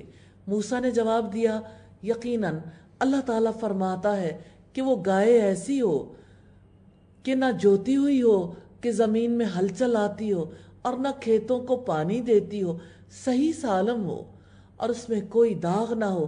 انہوں نے کہا اب تم حق لائے ہو۔ پھر انہوں نے اسے ذبح کیا اور وہ قریب نہ تھے کہ کرتے۔ گائے ذبح کروانے کے دو بڑے مقاصد تھے۔ ایک مقصد تو یہ تھا کہ گائے کی محبت کو ان کے دل سے ختم کیا جائے، اور دوسرا بڑا مقصد یہ تھا کہ ان پر ثابت کر دیا جائے کہ اللہ تعالیٰ ہی چاہے تو کسی کو زندہ کر سکتا، زندگی موت کا وہ مالک ہے۔ ضمناً اس سلسلے میں جس کو مثال بنایا گیا وہ ایک شخص تھا جس کے بھتیجے نے اسے قتل کر دیا اور اس کی لاش کو مخالف قبیلے والوں کے دروازے پر ڈال دیا اور ان سے وہ خون بہا کا مطالبہ کرنے لگا۔ ساری سوسائٹی میں ایک عجیب فساد برپا ہو گیا، اس معاملے میں کوئی حل نظر نہیں آتا تھا۔ تو اللہ تعالیٰ نے یہ ثابت کرنے کے لیے کہ گائے میں کوئی قوت نہیں، حکم دیا گائے ذبح کرو۔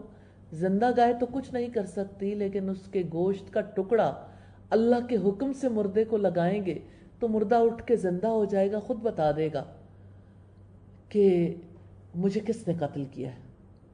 اس واقعے کے توسط سے ایک اور پرت ملتی ہے، ایک اور بڑی بات ملتی ہے کہ ایک طرف وہ لڑکا تھا جس کے دل کے اندر لالچ تھا، جس نے اپنے چچا کو اس لیے قتل کیا تھا کہ اس کی بیٹی سے نکاح کر لے، اس کے مال پہ قبضہ کر لے۔ تو لالچ کا کیا انجام تھا۔ اور دوسری طرف ایک اور لڑکا تھا جو اپنے ماں باپ کا بہت فرما بردار تھا۔ فرما بردار لڑکا اپنے والدین کی خدمت کرتا رہا، اس کے والدین جہان سے گئے تو ایک گائے چھوڑ گئے۔ ظاہرہ غریب لڑکا تھا۔ جب بنی اسرائیل کو اللہ تعالیٰ نے گائے ذبح کرنے کا حکم دیا اور وہ کٹھوجتیاں کرتے رہے، بالآخر گائے اسی لڑکے کے پاس ملی جسے نومینیٹ کر دیا گیا ہو۔ لڑکا گائے دینے کو تیار نہیں تھا، بنی اسرائیل دام بڑھاتے گئے، اتنے بڑھائے کہ بالآخر وہ گائے سونے کے عرض تولی گئی۔ یوں اللہ تعالیٰ نے ماں باپ کی فرما برداری کا صلہ دیا اور بتا دیا کہ مال انسان کو لالچ سے نہیں ملتا، مال انسان کو لوٹ کھسوٹ سے غضب سے نہیں ملتا، اللہ تعالیٰ کی رحمت سے ملتا۔ اللہ تعالیٰ ایمان والوں کو، فرما برداروں کو اچھے مقام تک پہنچانے والا ہے اور بروں کو ان کے انجام تک پہنچانے والا ہے۔ تو آئیے اگلے رکوع میں دیکھتے ہیں کہ کیسے مقتول کے قتل کا فیصلہ ہوا۔ یہ رکوع نمبر 9 ہے۔ اور اس وقت کو یاد کرو جب تم نے ایک شخص کو قتل کر دیا، پھر ایک دوسرے سے اس بارے میں جھگڑا کرنے لگے، اور اللہ تعالیٰ اس کو نکالنے والا تھا جو تم چھپاتے تھے۔ سبحان اللہ۔ ریلی کوئی جہان میں کہیں بھی رہتا ہو، جتنا جی چاہے معاملات کو چھپا لے، اللہ تعالیٰ اس کو کھول کے رکھنے والا، اور خاص طور پر قتل نہیں چھپتا۔ چنانچہ ہم نے حکم دیا کہ اس لاش کو، اس گائے کا کوئی ٹکڑا مارو، اور اس طرح اللہ تعالیٰ مردوں کو زندہ کرتا ہے اور تمہیں اپنی نشانیاں دکھاتا ہے تاکہ تم سمجھو۔ پھر اس کے بعد تمہارے دل سخت ہو گئے۔ بہت بڑی تبدیلی جو انسانوں کے اندر آتی ہے جب انسان آزمائش میں مبتلا ہوتے ہیں، خوف کی حالت میں ہوتے ہیں، تو سب کا دل نرم پڑ جاتا ہے۔ جیسے اس وقت ہم ایک وبائی صورتحال میں ہیں، خوف اس بات کا آتا ہے کہ جب یہ صورتحال گزرے گی اس وقت دلوں کی کیا صورتحال ہوگی۔ یا اللہ ہم سب کو دلوں کی سختی سے بچا لینا۔ رب العزت نے فرمایا تو پتھروں کی طرح یا سختی میں اس سے بڑھ کر ہو گئے، اور بے شک پتھروں میں سے یقیناً کچھ وہ ہیں جن سے نہریں پھوٹ نکلتی ہیں، اور بے شک ان میں سے یقیناً وہ بھی ہے جو پھٹ جاتا ہے تو اس میں سے پانی نکل آتا ہے، اور بے شک ان میں سے ہے جو یقیناً اللہ تعالیٰ کے خوف سے گر پڑتا ہے، اور اللہ تعالیٰ اس سے ہرگز بے خبر نہیں جو تم عمل کرتے ہو۔ انسان کا سب سے بڑا پرابلم یہ ہے کہ وہ سمجھتا ہے میں نے تنہائی میں کیا، مجھے کسی نے نہیں دیکھا، اور روزہ انسان کو یہ شعور دلاتا ہے کہ تم تنہا بھی ہو تو تمہیں یقین ہے کہ اللہ تعالیٰ دیکھتا ہے۔ غفلت کو توڑتا ہے روزہ۔ یا اللہ ہمیں غفلت کو توڑنے والے روزے نصیب فرمانا۔ پھر فرمایا تو کیا تم طمع رکھتے ہو کہ وہ تمہارے لیے ایمان لے آئیں گے، حالانکہ یقیناً ان میں سے ایک گروہ ہمیشہ سے اللہ تعالیٰ کا کلام سنتا ہے، پھر اس کے بعد اس کو بدل دیتے ہیں کہ وہ اسے سمجھ لیتے ہیں اور وہ جانتے ہیں، اور جب وہ ان لوگوں سے ملتے ہیں جو ایمان لائے تو کہتے ہیں کہ ہم ایمان لائے، اور جب بعض ان کا بعض کی طرف تنہا ہوتا ہے تو کہتے ہیں کہ کیا تم انہیں وہ باتیں بتاتے ہو جو اللہ تعالیٰ نے تم پر کھولی ہیں تاکہ وہ ان کے ساتھ تمہارے رب کے پاس تم سے جھگڑا کریں، تو کیا تم سمجھتے نہیں؟ کیا وہ نہیں جانتے کہ یقیناً اللہ تعالیٰ جانتا ہے جو کچھ وہ چھپاتے ہیں؟ بہت اہم بات ہے، اولا یعلمون ان اللہ یعلم ما یسرون وما یعلنون، عمل بدل دینے والی آیت ہے، دل کی گہرائی سے یقین کرنے والی آیت ہے۔ کیا وہ نہیں جانتے؟ آپ کو یقین نہیں ہے کہ یقیناً اللہ تعالیٰ جانتا ہے جو کچھ وہ چھپاتے ہیں اور جو کچھ وہ ظاہر کرتے ہیں، اور ان میں کچھ ان پڑھ بھی ہیں جو کتاب کا علم ہی نہیں رکھتے سوائے چند آرزوؤں کے، اور اس کے سوا کچھ نہیں کہ وہ گمان کرتے ہیں۔ تباہی ہے ان لوگوں کے لیے جو اپنے ہاتھوں سے کتاب لکھتے ہیں پھر کہتے ہیں کہ یہ اللہ تعالیٰ کی طرف سے ہے، اس چیز کی وجہ سے جو ان کے ہاتھوں نے لکھا ہے، اور ہلاکت ہے ان کے لیے اس کی وجہ سے جو وہ کماتے ہیں۔ اور انہوں نے کہا جہنم کی آگ ہمیں ہرگز نہیں چھوئے گی مگر گنے ہوئے چند دن۔ کہہ دو کیا تم نے اللہ تعالیٰ سے کوئی عہد لے رکھا ہے تو اپنے عہد کی خلاف ورزی کبھی نہیں کرے گا، یا تم اللہ تعالیٰ پر ایسی بات کہتے ہو جو تم نہیں جانتے؟ بلا من کسب سیئۃ وأحاطت به خطیئته فأولئک اصحاب النار ہم فیہا خالدون۔ کیوں نہیں جس نے برائی کمائی اور اس کے گناہ نے اسے گھیرے میں لے لیا تو وہ آگ والے لوگ ہیں، وہ اس میں ہمیشہ رہنے والے ہیں، اور جو لوگ ایمان لائے اور نیک عمل کیے وہی لوگ جنت والے ہیں اور اس میں ہمیشہ رہنے والے ہیں۔ یا اللہ اپنی آگ سے بچا لینا، اور الہی ہم سب کو ایمان اور صالح اعمال نصیب فرمانا۔ رکوع نمبر 10 ہے، اور یہ میثاق بنی اسرائیل ہے۔ اور جب ہم نے بنی اسرائیل سے پختہ عہد لیا کہ تم اللہ تعالیٰ کے سوا کسی کی عبادت نہ کرو گے، دین ہمیشہ سے ایک ہے، اور والدین اور رشتہ داروں اور یتیموں اور مسکینوں سے احسان کرو گے، اور لوگوں سے اچھی بات کہو، اور نماز قائم کرو اور زکوٰۃ ادا کرو۔ پھر تم میں سے تھوڑے سے لوگوں کے ماں سوا سب اس عہد سے پھر گئے اور تم منہ موڑنے والے تھے۔ اور جب ہم نے تم سے پختہ عہد لیا تھا کہ تم اپنوں کا خون نہ بہاؤ گے اور نہ اپنے آپ کو اپنے گھروں سے نکالو گے، پھر تم نے اقرار کیا اور تم خود اس پر گواہی دیتے ہو،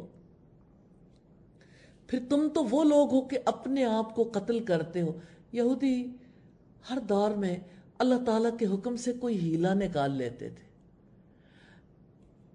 3 قبیلے رہتے تھے مدینہ میں، بنو قینقاع، بنو نذیر اور بنو قریظہ۔ اوس اور خزرج وہاں کے مقامی باشندے تھے، اور اوس اور خزرج کے ساتھ انہوں نے باہمی لڑائیوں کا سلسلہ چھیڑ رکھا تھا۔ وہ اس طرح سے کہ اوس اور خزرج کے درمیان ٹھنی رہتی تھی، تو ان کے 2 قبیلے ایک قبیلے کے ساتھ تھے، یعنی مدینہ کے رہنے والے ایک قبیلے کے ساتھ، اور ایک قبیلہ ایک کے ساتھ تھا۔ پھر جب جنگیں ہوتی تو آپس میں ایک دوسرے کو قتل بھی کرتے، لیکن جب قید ہو جاتے تو یہ اس لیے اپنے لوگوں کو چھڑواتے تھے کہ اللہ تعالیٰ نے ہمیں حکم دے رکھا ہے۔ تو رب العزت نے فرمایا پھر تم تو وہ لوگ ہو کہ اپنے آپ کو قتل کرتے ہو اور اپنوں میں سے ایک گروہ کو ان کے گھروں سے نکالتے ہو، گناہ اور زیادتی میں ان کے خلاف ایک دوسرے کی مدد کرتے ہو، اور اگر وہ تمہارے پاس قید ہو کر آئیں تو تم ان کا فدیہ دیتے ہو، حالانکہ انہیں نکالنا تم پر حرام کیا گیا تھا۔ تو کیا تم کتاب کے کچھ حصے پر ایمان لاتے ہو اور کچھ حصے کا کفر کرتے ہو؟ آج بھی تو ایسی صورتحال ہے۔ اللہ کی کتاب ہے نا، سوچئے گا ضرور، سود کے حکم کو کیوں نہیں مانتے؟ حرام نہیں ہے؟ شراب کے بارے میں سافٹ کارنر کیوں ہے؟ جب آپ شاپنگ کرنے جاتے تھے، اب بھی کرتے ہیں اور کریں گے اللہ تعالیٰ نے چاہا تو، یہ کیوں نہیں سوچتے کہ کوئی چیز جو کسی مال میں ہے، کسی ڈپارٹمنٹل سٹور پہ، آیا وہ حلال ہے یا حرام؟ حلال کی پابندی تو اللہ تعالیٰ نے کھول دی، حرام پر پابندی عائد ہے۔ رشتوں میں، تعلقات میں کہاں کہاں رب کی مانتے ہیں؟ کیا کتاب کے بعض حصے کو مانتے ہیں اور بعض کا انکار کرتے ہیں؟ واقعی قرآن پر عمل کرتے ہیں؟ لوگ کہتے ہیں ہم بڑے کمزور ہیں، اس وجہ سے ہمارے سے عمل نہیں ہو سکتا۔ نہیں، حقیقت یہ کہ انسان بڑا سرکش ہے، ماننا ہی نہیں چاہتا، ضدی ہے، ہٹ دھرم ہے، اللہ تعالیٰ سے مقابلے لگاتا ہے، نعوذ باللہ۔ یا اللہ ہمیں معاف کر دینا، یا اللہ ہم میں سے کوئی کفر کرنا نہیں چاہتا، یا اللہ جو سزا تو نے یہودیوں کو دی، یا اللہ ہمیں ان کاموں سے اور ان سزاؤں سے بچا لینا۔ تو جو تم میں سے ایسا کرتا ہے، دنیا کی زندگی میں رسوائی کے ماں سوا اس کی اور کیا جزا ہو سکتی ہے؟ اور قیامت کے دن وہ سخت ترین عذاب کی طرف پھیر دیے جائیں گے، اور جو تم کرتے ہو اللہ تعالیٰ اس سے ہرگز غافل نہیں ہے۔ یہ وہ لوگ ہیں جنہوں نے آخرت کے بدلے دنیا کی زندگی خرید لی ہے، سنا ان کے عذاب میں کمی کی جائے گی اور نہ ہی وہ مدد دیے جائیں گے۔ رکوع نمبر 11 ہے، اور بلا شبہ ہم نے یقیناً موسیٰ کو کتاب دی، اور اس کے بعد ہم نے پے در پے بہت سے رسول بھیجے۔ یہ انسانی تاریخ ہے، اور ہم نے عیسیٰ ابن مریم کو روشن نشانیاں دیں اور روح پاک سے اس کی مدد کی۔ تو کیا جب کبھی تمہارے پاس کوئی رسول اس چیز کے ساتھ آیا جو تمہارے دل نہیں چاہتے تھے، تم نے تکبر کیا، اپنے آپ کو بڑا سمجھا نا کہ ہم اللہ تعالیٰ کے اس حکم سے ماورا ہیں؟ جائزہ ضرور لیتے جائیں۔ چنانچہ کسی گروہ کو تم نے جھٹلایا اور کسی کو قتل کر دیا، اور انہوں نے کہا کہ ہمارے دل غلاف میں محفوظ ہیں، بلکہ اللہ تعالیٰ نے ان کے کفر کی وجہ سے ان پر لعنت کی، لہذا کم ہی ہے جس پر وہ ایمان لاتے ہیں۔ اور جب اللہ تعالیٰ کی طرف سے ان کے پاس ایک کتاب آ گئی جو اس کی تصدیق کرنے والی ہے جو ان کے پاس ہے، حالانکہ وہ اس سے پہلے کافروں پر فتح مانگا کرتے تھے، پھر جب وہ چیز ان کے پاس آ گئی جسے انہوں نے پہچان لیا تو انہوں نے اس کے ساتھ کفر کیا۔ کفر کرنے والوں پر اللہ کی لعنت ہے۔ بری ہے وہ جس کے بدلے میں انہوں نے اپنے آپ کو بیچ ڈالا کہ وہ انکار کر دیں اس کا جو اللہ تعالیٰ نے نازل کیا، اس ضد کی وجہ سے کہ اللہ تعالیٰ اپنا کچھ فضل اپنے بندوں میں سے جس پر چاہتا ہے نازل کرتا ہے، پھر وہ غضب پر غضب لے کر لوٹے، اور کافروں کے لیے توہین آمیز عذاب ہے۔ اور جب ان سے کہا جاتا ہے کہ اس پر ایمان لاؤ جو اللہ تعالیٰ نے نازل کیا ہے، تو کہتے ہیں کہ ہم اس پر تو ایمان رکھتے ہیں جو ہم پر نازل کیا گیا، اور جو اس کے علاوہ ہے اس کا وہ کفر کرتے ہیں، حالانکہ وہ حق ہے، اور جو ان کے پاس ہے اس کی تصدیق کرنے والا ہے۔ قرآن تورات کی تصدیق کرتا ہے۔ کہہ دو کہ اگر تم ایمان لانے والے تھے تو اس سے پہلے انبیاء کو کیوں قتل کرتے رہے؟ اور بلا شبہ یقیناً تمہارے پاس موسیٰ روشن نشانیاں لے کر آئے، پھر تم نے اس کے بعد بچھڑے کو پکڑ لیا، حالانکہ تم ظلم کرنے والے تھے۔ اور اس وقت کو یاد کرو جب ہم نے تم سے پختہ عہد لیا اور تمہارے اوپر پہاڑ کو اٹھایا کہ جو کچھ ہم نے تمہیں دیا ہے اسے قوت کے ساتھ پکڑو اور سنو. اصل بات تو یہی ہے، خذوا ما آتیناکم بقوۃ واسمعوا. جب انسان توجہ سے نہیں سنتا تو وہ چیز اس کے قلب و ذہن میں راسخ بھی نہیں ہوتی، اس پر وہ عمل بھی نہیں کر سکتا. اسی لیے فرمایا اور جو کچھ ہم نے تمہیں دیا ہے اسے قوت کے ساتھ پکڑو اور سنو. انہوں نے کہا کہ ہم نے سن لیا اور ہم نے نافرمانی کی، سنی انسنی کر دی، اور ان کے کفر کی وجہ سے ان کے دلوں میں بچھڑے کی محبت پلا دی گئی. کہہ دو کہ اگر تم ایمان والے ہو تو بری چیز ہے جس کا حکم تمہیں تمہارا ایمان دیتا ہے. کہہ دو کہ اگر آخرت کا گھر اللہ تعالیٰ کے نزدیک سب لوگوں کے ماں سوا خاص تمہارے ہی لیے ہے تو اگر تم سچے ہو تو موت کی تمنا کرو. اور وہ ہرگز اس کی تمنا کبھی نہیں کریں گے. اس کی وجہ ہے، اس کی وجہ سے جو ان کے ہاتھوں نے آگے بھیجا. ہاتھوں کی کمائی ہے نا، جو بوئیں گے وہی کاٹیں گے نا. اور اللہ تعالیٰ ظالموں کو خوب جاننے والا ہے. اور آپ انہیں لوگوں میں سب سے زیادہ زندگی پر حریص پاؤ گے، اور ان لوگوں سے بھی جنہوں نے شرک کیا زندگی سے محبت، اتنی محبت کہ ذلت کی زندگی ہو یا عزت کی زندگی ہر صورت جینا چاہیں. تو رب العزت کہتے ہیں کہ حرص دیکھنی ہے تو یہودیوں میں دیکھو، اور ان لوگوں سے بھی جنہوں نے شرک کیا ان کا ہر ایک یہ چاہتا ہے کاش اسے 1000 برس کی عمر دے دی جائے. یعنی لمبی عمر جینا چاہتے ہیں، حالانکہ وہ اسے عذاب سے بچانے والی نہیں، یہ کہ اسے لمبی عمر دے دی جائے. اور اللہ تعالیٰ خوب دیکھنے والا ہے جو وہ عمل کرتے ہیں. آپ کہہ دیں جو جبریل کا دشمن ہے اس نے تو اللہ تعالیٰ کے حکم سے آپ کے دل پر اس قرآن کو نازل کیا ہے. نبی صلی اللہ علیہ وسلم جو دین لے کر آئے اس کو قبول کرنے کے لیے جب یہودی آئے، آپ نے ایک دفعہ حضرت عبداللہ ابن سلام آئے تو کہا کہ ابھی ابھی جبریل میرے پاس یہ پیغام لے کے آئے ہیں. تو انہوں نے کہا جبریل تو ہمارا دشمن ہے، ہم پر عذاب لے کے آتا ہے. تو اللہ تعالیٰ نے فرمایا جو جبریل کا دشمن وہ میرا بھی دشمن، میں بھی اس کا دشمن ہوں. جو کوئی اللہ تعالیٰ کا، اس کے فرشتوں کا، اس کے رسولوں کا، جبرائیل اور میکائیل کا دشمن ہے تو یقیناً اللہ تعالیٰ کافروں کا دشمن ہے.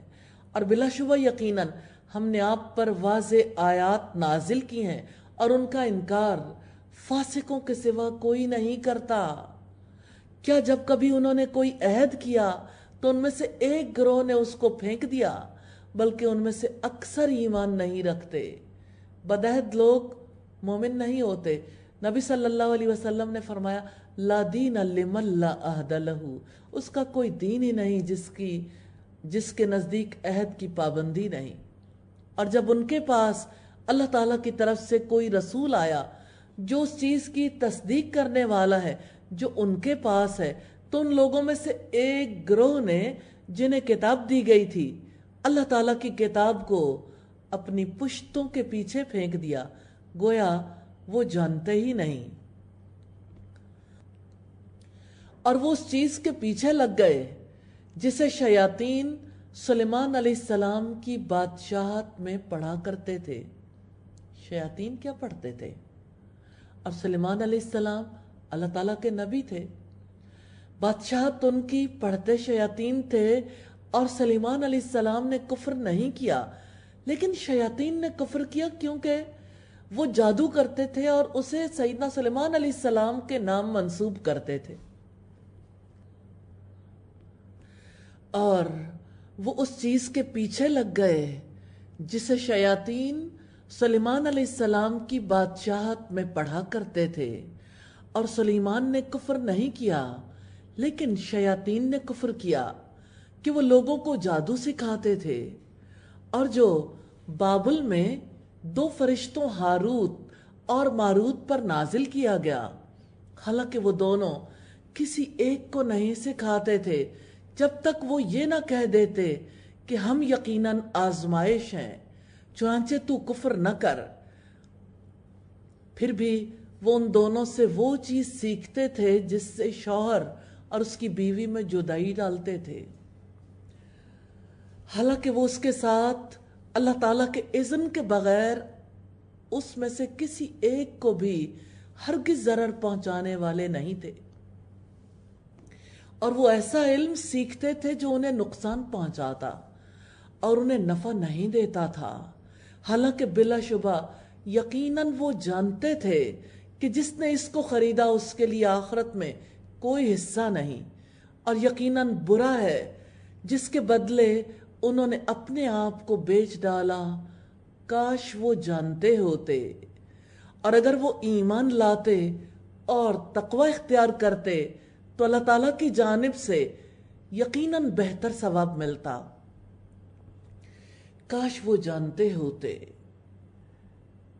تذکرہ ہے اس جادو کا جو بابل شہر میں دو فرشتوں ہاروت اور ماروت کے ذریعے سے سکھایا گیا۔ فرشتوں نے جادو سکھایا، آزمائش تھی۔ اس آزمائش میں وہ پورے نہیں اترے۔ بنی اسرائیل کے اندر جو بڑی تبدیلی آئی تھی وہی تھی جو آج ہمارے یہاں لانے کی کوشش کی جا رہی ہے، شوہر اور بیوی کے درمیان اختلاف پیدا کرنا۔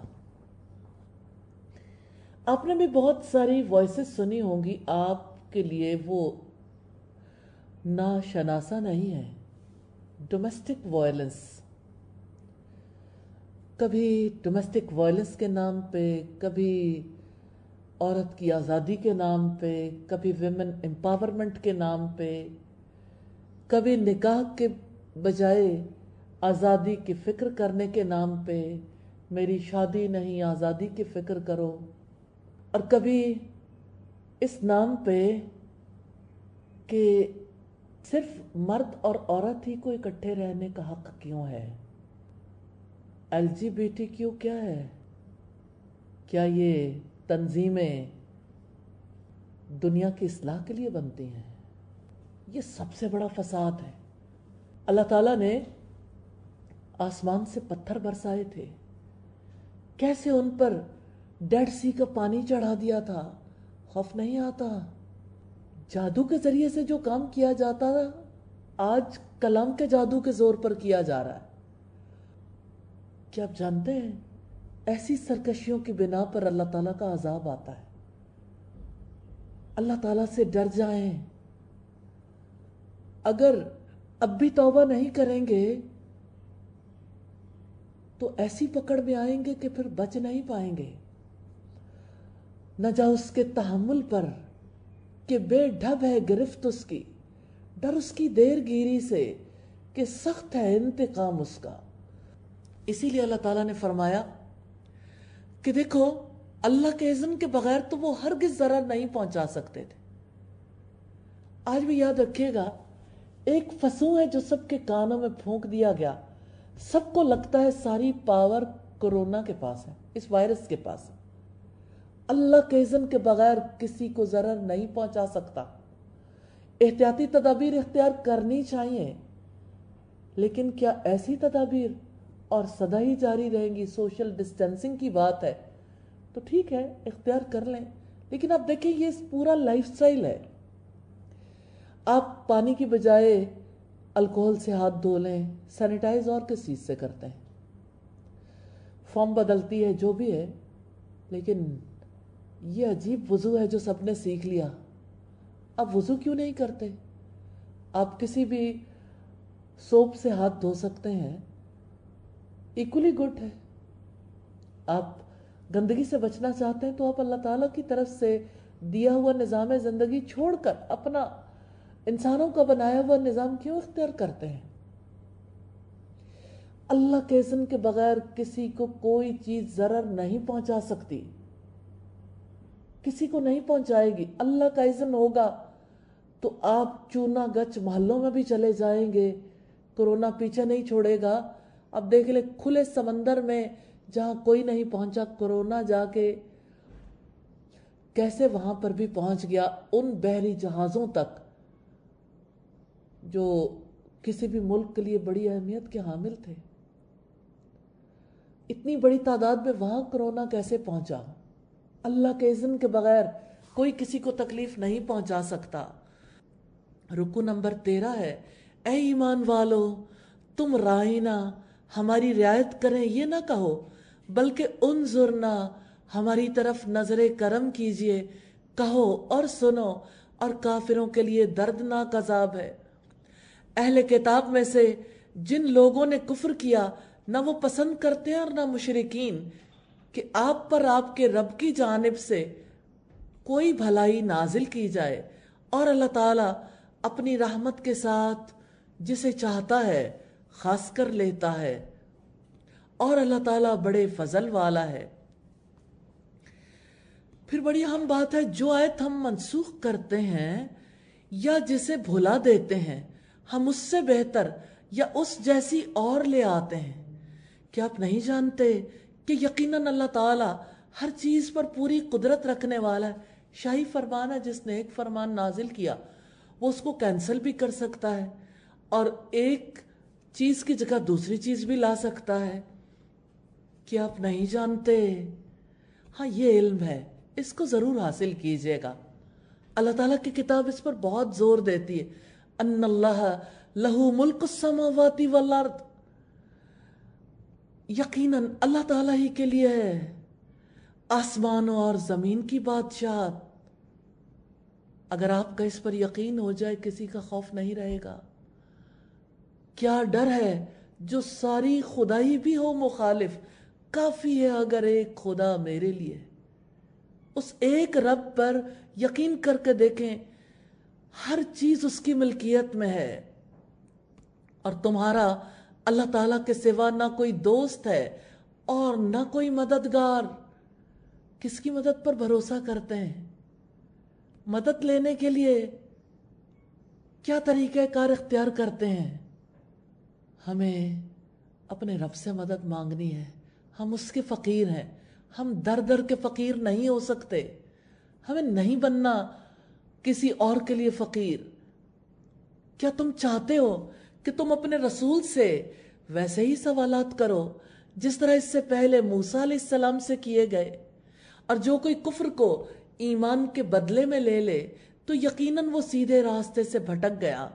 اہل کتاب میں سے اکثر لوگ چاہتے ہیں کہ کاش وہ تمہیں تمہارے ایمان کے بعد کافر بنا دیں، اپنے دلوں میں حسد کی وجہ سے، اس کے بعد کہ حق ان کے لیے پوری طرح واضح ہو گیا۔ چنانچہ آپ معاف کر دیں، درگزر کریں، یہاں تک کہ اللہ تعالیٰ اپنا فیصلہ لے آئے۔ یقیناً اللہ تعالیٰ ہر چیز پر پوری قدرت رکھنے والا ہے۔ اور نماز قائم کرو اور زکوٰۃ ادا کرو، اور جو بھلائی تم اپنی جانوں کے لیے آگے بھیجو گے، وَمَا تُقَدِّمُوا لِأَنفُسِكُم مِّن خَيْرٍ تَجِدُوهُ عِندَ اللَّهِ، جو بھلائی تم اپنی جانوں کے لیے آگے بھیجو گے، آپ بھیج رہے ہیں، ایسے نیک اعمال کر رہے ہیں، تو یقین رکھیں اللہ تعالیٰ کے ہاں اسے موجود پاؤ گے۔ یقیناً جو بھی تم عمل کرتے ہو اللہ تعالیٰ اسے خوب دیکھنے والا ہے۔ ریلی یہی چیزیں ہیں جنہوں نے ہمیں قوت دینی ہے، طاقت دینی ہے، اسی سے جینا ہے، یہی ڈپریشن سے نکالنے والی ہیں، یہی امید ہے، یہی قوت ہے، یہی ہماری سب سے بڑی پاور ہے، ایمان کی پاور۔ اسی کا علم حاصل کرنا، اسی علم کو پختہ رکھنا ضروری ہے، اسی علم کو راسخ کروانا بھی ضروری ہے۔ اور انہوں نے کہا کہ کوئی شخص جنت میں ہرگز داخل نہیں ہوگا مگر وہ جو یہودی یا عیسائی ہو، یہ ان کی تمنائیں ہیں۔ آپ کہہ دیں اپنی دلیل لاؤ اگر تم سچے ہو۔ کیوں نہیں؟ بلا من اسلم وجہہ للہ وہو محسن فلہ اجرہ عند ربہ ولا خوف علیہم ولا ہم یحزنون۔ کیوں نہیں؟ جس نے اپنا چہرہ اللہ تعالیٰ کے تابع کر دیا۔ آپ نے کر دیا؟ اپنے چہرے کو اللہ تعالیٰ کے لیے جھکا دیں، اور وہ نیکی کرنے والا ہو، نیکی کی رغبت مانگے اپنے رب سے، تو اس کے لیے اس کے رب کے پاس اس کا اجر ہے، اور ان پر نہ کوئی خوف ہوگا اور نہ وہ غمگین ہوں گے۔ اور یہود نے کہا کہ عیسائی کسی چیز پر نہیں، عیسائیوں نے کہا یہودی کسی چیز پر نہیں، حالانکہ وہ سب کتاب پڑھتے ہیں۔ اسی طرح ان کی بات جیسی بات ان لوگوں نے کی جو علم نہیں رکھتے۔ پھر اللہ تعالیٰ قیامت کے دن ان کے درمیان ان معاملات کا فیصلہ کرے گا جس میں وہ اختلاف کرتے تھے، اور اس سے بڑا ظالم اور کون ہے؟ توجہ کیجیے گا، آج کے حالات میں بھی ہمارے لیے بہت زیادہ غور و فکر کرنے کی ضرورت ہے۔ وَمَنْ أَظْلَمُ، جہانوں کے بادشاہ نے کہا ہے، یہ دنیا کے کسی بادشاہ کی بات نہیں ہے، اور کون بڑا ظالم ہے، اس سے بڑا ظالم اور کون ہے؟ مِمَّن مَنَعَ مَسَاجِدَ اللَّهِ أَن يُذْكَرَ فِيهَا اسْمُهُ وَسَعَىٰ فِي خَرَابِهَا، جس نے اللہ کی مسجدوں سے روکا کہ ان میں اس کا نام لیا جائے اور ان کو ویران کرنے کی کوشش کی۔ مسجد اللہ تعالیٰ کا گھر ہے۔ مسجد کسی بھی سوسائٹی میں دھڑکتے دل کی طرح ہے۔ یہ مسجدیں عبادت گاہیں بھی ہیں، تربیت گاہیں بھی ہیں۔ یہ مسجد مسلمانوں کو 5 اوقات میں آپس میں جوڑے رکھتی ہے۔ مسلمانوں کے دکھ سکھ سانجھے ہو جاتے ہیں۔ آج کتنے ہی لوگ ہیں جو جہالت کی وجہ سے کہتے ہیں مسجد جانے والوں سے وائرس پھیلا ہے۔ چائنا میں کس مسجد سے پھیلا تھا؟ یو ایس میں، برٹن میں، مختلف ممالک میں کون سے افراد تبلیغ کرنے کے لیے گئے تھے؟ کیا اتنا دل سخت ہو گیا ہے کہ اب جو رب کی بات کرے اس کو برے طریقے سے، اس کے امیج کو برے طریقے سے خراب کرنا آپ نے اپنی ذمہ داری بنا لیا؟ جس کے قبضے میں ہم سب کی جان ہے، ایک حکم پر سانس نہیں لے سکیں گے، اور اگر اس نے فیصلہ کر لیا تو دنیا سے رخصت بھی عزت کے ساتھ نہیں ہوں گے، اور آخرت میں ذلیل کرنے والا عذاب ہوگا۔ اس رب نے فرمایا ہے اس سے بڑا ظالم اور کون ہے جس نے اللہ تعالیٰ کی مسجدوں سے روکا کہ ان میں اس کا نام لیا جائے اور ان کو ویران کرنے کی کوشش کی۔ پوری دنیا ایک ہو گئی تھی نا مساجد اور مدارس کے خلاف، ویران کرنے کے لیے، مسلمانوں سے اللہ کی آخری کتاب کو چھین لیا جائے، مسلمانوں کو اللہ تعالیٰ کے ساتھ تعلق نہ بنانے دیا جائے، رشتہ کاٹ دیں۔ تو دیکھ لیں دنیا میں سازشی لوگوں کے لیے کتنی بڑی عبرت ہے۔ آج جسم اور روح کا رشتہ قائم رہنا مشکل ہو گیا۔ ایک چھوٹی سی مخلوق آئی ہے، اس مخلوق کی وجہ سے ساری چیزیں اندر سے نکل رہی ہیں۔ کون رب سے محبت کرنے والا ہے اور کون رب کے راستے پہ جانے سے روکنے والا ہے؟ اپنا حصہ اتنا ہی نہ رکھیں کہ اللہ تعالیٰ کی عبادت گاہوں سے روکنے والے بن جائیں اور ان عبادت گاہوں کے امیج کو مجروح کرنے والے بن جائیں۔ انہی لوگوں کا حق نہ تھا کہ ان میں داخل ہوتے، مگر ڈرتے ہوئے۔ ان کے لیے دنیا میں رسوائی ہے اور آخرت میں ان کے لیے بہت بڑا عذاب ہے، اور مشرق اور مغرب اللہ تعالیٰ کے لیے ہیں۔ وَلِلَّهِ الْمَشْرِقُ وَالْمَغْرِبُ، کوئی مالک نہیں، کسی کی کسی فیلڈ میں مہارت دھری کی دھری رہ جائے گی۔ وَلِلَّهِ الْمَشْرِقُ وَالْمَغْرِبُ، اور مشرق اور مغرب اللہ تعالیٰ کے لیے ہیں۔ چنانچہ جدھر بھی تم رخ کرو گے تو اسی طرف اللہ تعالیٰ کا چہرہ ہے. یقیناً اللہ تعالیٰ بڑی وسعت والا، سب کچھ جاننے والا ہے. اور انہوں نے کہا کہ اللہ تعالیٰ نے اولاد بنا رکھی ہے، وہ پاک ہے، بلکہ آسمانوں اور زمین میں جو کچھ ہے اسی کا ہے، سب کے سب اس کے فرما بردار ہیں.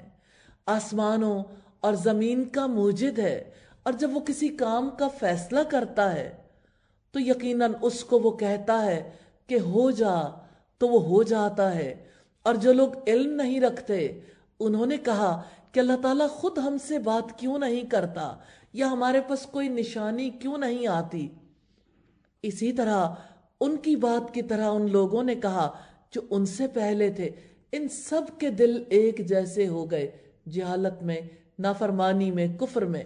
یقیناً ہم نے آیتیں صاف صاف بیان کر دی ہیں ان لوگوں کے لیے جو یقین کرتے ہیں. یقیناً ہم نے آپ کو حق کے ساتھ خوشخبری سنانے والا اور ڈرانے والا بنا کر بھیجا ہے. انا ارسلناک بالحق، اللہ تعالیٰ نے نبی صلی اللہ علیہ وسلم کے لیے گواہی دی ہے.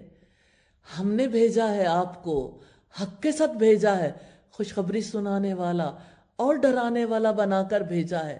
اور آپ سے اہل دوزخ کے بارے میں نہیں پوچھا جائے گا. اور یہودی اور عیسائی، بڑی اہم بات ہے، اور یہودی اور عیسائی آپ سے ہرگز راضی نہیں ہوں گے یہاں تک کہ آپ ان کی ملت کی پیروی کریں، ایک ایک چیز کو فالو کریں. کہ ایسا نہیں ہوا؟ عورت کا حجاب اتروا دیا، اس کے ٹخنے اور اس کی ٹانگیں اور اس کے بازو اور اس کا گلا اور اس کا سینہ کیا کچھ اوپن کروا دیا. مردوں اور عورتوں کے مخلوط تعلیمی ادارے تو تھے، لڑکیوں اور لڑکوں کے. اب ہر جگہ لڑکیاں اور لڑکے، مرد اور عورتیں اکٹھے ہیں. اور کسی کی غیرت کے لیے یہ بات کوئی معنی ہی نہیں رکھتی. سب لوگ جدید جاہل بننا چاہتے ہیں، جہالت کا ساتھ دینا چاہتے ہیں، اپنے رب کے طریقے کو چھوڑ کر کافروں کے طریقے پہ چلنا چاہتے ہیں. اور یہودی اور عیسائی آپ سے ہرگز راضی نہیں ہوں گے یہاں تک کہ آپ ان کی ملت کی پیروی کریں.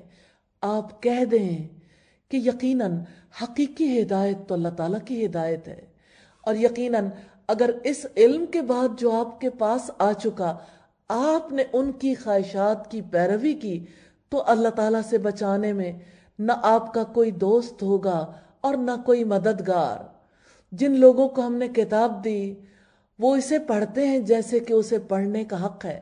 آپ پڑھتے ہیں، حق ادا کرتے ہیں، یا اللہ ہم سب کو حق ادا کرنے والا بنا دے. وہی لوگ اس پر ایمان رکھتے ہیں. اللہ تعالیٰ نے واضح کیا ہے جو اس کتاب کا علم حاصل کرتا ہے نا اس کا ایمان ہے قرآن پر. باقیوں کو غلط فہمی ہے، کوئی ایمان نہیں ہے علم کے بغیر. اس کتاب کو پڑھنا جنہوں نے اپنی زندگی کے پروگرام میں شامل نہیں کیا وہ اپنے اسلام کا جائزہ ضرور لے لیں. کوئی اسلام نہیں ہے، یہ کوئی دینداری نہیں ہے. ضرور فیصلہ کر لیں ہم نے مسلمان کے طور پر زندگی بسر کرنی ہے، یہ اسلام سے تعلق نہیں رکھنا، رب کا ہو کر رہنا یا رب سے بھاگ جانا ہے. فیصلہ کر لیں. جن لوگوں کو ہم نے کتاب دی وہ اسے پڑھتے ہیں جیسے کہ اسے پڑھنے کا حق ہے، وہی لوگ اس پر ایمان رکھتے ہیں. اور جو اس کے ساتھ کفر کرتا ہے تو وہی لوگ خسارہ اٹھانے والے ہیں. رکو نمبر 15 ہے، اے بنی اسرائیل یاد کرو میری اس نعمت کو جو میں نے تمہیں عطا کی تھی، اور یقیناً میں نے تمہیں جہانوں پر فضیلت دی تھی. اور ڈرو اس دن سے جس میں کوئی شخص کسی شخص کے کچھ بھی کام نہ آئے گا، اور نہ اس سے کوئی فدیہ قبول کیا جائے گا، اور نہ اس کو کوئی سفارش فائدہ دے گی، اور نہ وہ مدد دیے جائیں گے. اور جب ابراہیم کو اس کے رب نے چند باتوں میں آزمایا، 30 بڑی بڑی آزمائشیں آئی تھیں. اللہ تعالیٰ نے اپنے خلیل کا تذکرہ کیا ہے تو اس نے ان سب کو پورا کر دیا. اللہ تعالیٰ نے فرمایا یقیناً میں تمہیں سب لوگوں کے لیے امام بنانے والا ہوں. ابراہیم نے کہا اور میری اولاد میں سے بھی. اللہ تعالیٰ نے فرمایا میرا عہد ظالموں کو نہیں پہنچتا۔ اور جب ہم نے بیت اللہ کو لوگوں کے لیے لوٹ کر آنے کی جگہ اور سراسر امن بنایا، اور تم مقام ابراہیم کو نماز پڑھنے کی جگہ بناؤ، اور ہم نے ابراہیم اور اسماعیل کو تاکیدی حکم دیا ان طہر بیتی للطائفین والعاکفین والرکع السجود، کہ آپ دونوں میرے گھر کو طواف کرنے والوں، اعتکاف کرنے والوں، رکوع اور سجدہ کرنے والوں کے لیے پاک صاف رکھو۔ اللہ تعالیٰ کا وہ گھر آج اللہ تعالیٰ کے گھر کو صاف کرنے والوں کے لیے ہے۔ کیا آپ جانتے ہیں کتنا طویل عرصہ گزر گیا صرف اس کی صفائی ستھرائی کرنے والے ہی نماز ادا کرتے ہیں، یا چند لوگ اور۔ اللہ کے گھروں کو پاک صاف رکھنا اتنا بڑا درجہ ہے، اللہ تعالیٰ کے گھروں کے انتظامات کرنا۔ سوچیں آج کتنی بڑی آبادی ہے جو اللہ کے گھروں سے جڑی ہوئی تھی، آج اپنے اپنے گھروں میں بیٹھے ہیں، خدمت کیوں نہیں کر سکتے؟ ان کی صفائی ستھرائی کے لیے رکاوٹ تو نہیں ہے؟ آپ نے اللہ تعالیٰ کے گھر ہی چھوڑ دیے، آپ نے اس کی ذمہ داری ترک کر دی ایک چھوٹی سی مخلوق کے خوف کے وجہ سے کہ گھر سے نکلے تو وہ پکڑ لے گا۔ ایک کافر کی اپروچ میں اور ایک مومن کی اپروچ میں فرق ہے، ہونا چاہیے، ضرور سوچئے گا۔ اور جب ابراہیم نے کہا اے میرے رب اس شہر کو امن والا بنا دے اور اس کے باشندوں کو پھلوں میں سے رزق عطا فرما، جو ان میں سے اللہ تعالیٰ اور یوم آخرت پر ایمان لائے، اللہ تعالیٰ نے فرمایا اور جس نے کفر کیا تو میں اسے بھی تھوڑا فائدہ دوں گا، پھر اسے آگ کے عذاب کی طرف بے بس کر دوں گا، اور وہ بدترین لوٹنے کی جگہ ہے۔ اور جب ابراہیم علیہ السلام اور اسماعیل علیہ السلام بیت اللہ کی بنیادیں اٹھا رہے تھے تو انہوں نے کہا اے ہمارے رب ہم سے قبول فرما، یقیناً تو ہی سب کچھ سننے والا، سب کچھ جاننے والا ہے۔ اے ہمارے رب ہمیں اپنے لیے فرما بردار بنا، اور ہماری اولاد میں سے بھی ایک امت اپنے لیے فرما بردار بنا۔ وَأَرِنَا مَنَاسِكَنَا وَتُبْ عَلَيْنَا، اور ہمیں ہماری عبادت کے طریقے دکھا اور ہماری توبہ قبول فرما، یقیناً تو بڑا توبہ قبول کرنے والا ہے، نہایت رحم والا ہے۔ اے ہمارے رب اور ان لوگوں میں انہی میں سے ایک رسول بھیج جو انہیں تیری آیات پڑھ کر سنائے اور انہیں کتاب اور حکمت کی تعلیم دے اور ان کو پاک کرے، یقیناً تو سب پر غالب کمال حکمت والا ہے۔ اور کون ہے جو ابراہیم کی ملت سے منہ موڑے مگر وہی جس نے خود کو بے وقوف بنا لیا ہو، حالانکہ ہم نے اسے یعنی ابراہیم علیہ السلام کو دنیا میں چن لیا تھا، اور بلا شبہ وہ یقیناً آخرت میں صالحین میں سے ہوگا۔ جب اس کے رب نے اس سے کہا فرما بردار ہو جا تو اس نے کہا اسلمت لرب العالمین، میں جہانوں کے رب کا فرما بردار ہو گیا۔ ریلی اگر پہلے پارے کے بعد آپ بھی اپنے رب سے کہہ دیں اسلمت لرب العالمین، میں جہانوں کے رب کا فرما بردار ہو گیا، اس سے بڑی کوئی سعادت ہی نہیں۔ اور اس کی وصیت ابراہیم علیہ السلام نے اپنے بیٹوں کو کی، اور یعقوب علیہ السلام نے بھی، اے میرے بیٹو یقیناً اللہ تعالیٰ نے تمہارے لیے دین کو منتخب کیا ہے، تو ہرگز نہ تم مرنا مگر اس حال میں کہ تم فرما بردار ہو۔ اپنے بچوں کو بھی نصیحت کرنی چاہیے، کرتے ہی رہنا چاہیے۔ کیا تم اس وقت موجود تھے جب یعقوب علیہ السلام کو موت آئی، جب اس نے اپنے بیٹوں سے کہا میرے بعد تم کس کی عبادت کرو گے؟ انہوں نے کہا ہم آپ کے معبود اور آپ کے آبا ابراہیم، اسماعیل اور اسحاق علیہ السلام کے معبود کی عبادت کریں گے جو ایک ہی معبود ہے، اور ہم اسی کے لیے فرما بردار ہیں۔ وہ ایک امت تھی، یقیناً گزر گئی، جو کچھ اس نے کمایا وہ اس کے لیے ہے، اور جو کچھ تم نے کمایا وہ تمہارے لیے ہے، اور تم سے اس کے بارے میں نہیں پوچھا جائے گا جو وہ کیا کرتے تھے۔ اور انہوں نے کہا کہ تم یہودی ہو جاؤ یا عیسائی ہو جاؤ تو ہدایت پاؤ گے۔ آپ کہہ دیں نہیں، بلکہ ابراہیم کی ملت جو ایک اللہ کا ہو کر رہنے والا تھا، وہ مشرکوں میں سے نہ تھا۔ آپ سب کہو کہ ہم اللہ پر ایمان لائے اور اس پر ایمان لائے ہیں جو ہماری طرف نازل کیا گیا اور جو ابراہیم، اسماعیل، اسحاق، یعقوب اور اولاد یعقوب کی طرف نازل کیا گیا، اور جو موسیٰ اور عیسیٰ اور دوسرے سب نبیوں کو ان کے رب کی طرف سے دیا گیا۔ ہم ان میں سے کسی ایک کے درمیان کوئی فرق نہیں کرتے، اور ہم اللہ تعالیٰ ہی کے فرما بردار ہیں۔ پھر اگر وہ اس جیسی چیز پر ایمان لائیں جس پر تم ایمان لائے ہو تو یقیناً وہ ہدایت پا گئے۔ ہمیشہ ہدایت کے راستے پہ چلنے کے لیے انسان کو ماڈل پرسنالٹیز کی ضرورت ہوتی، ہیروز۔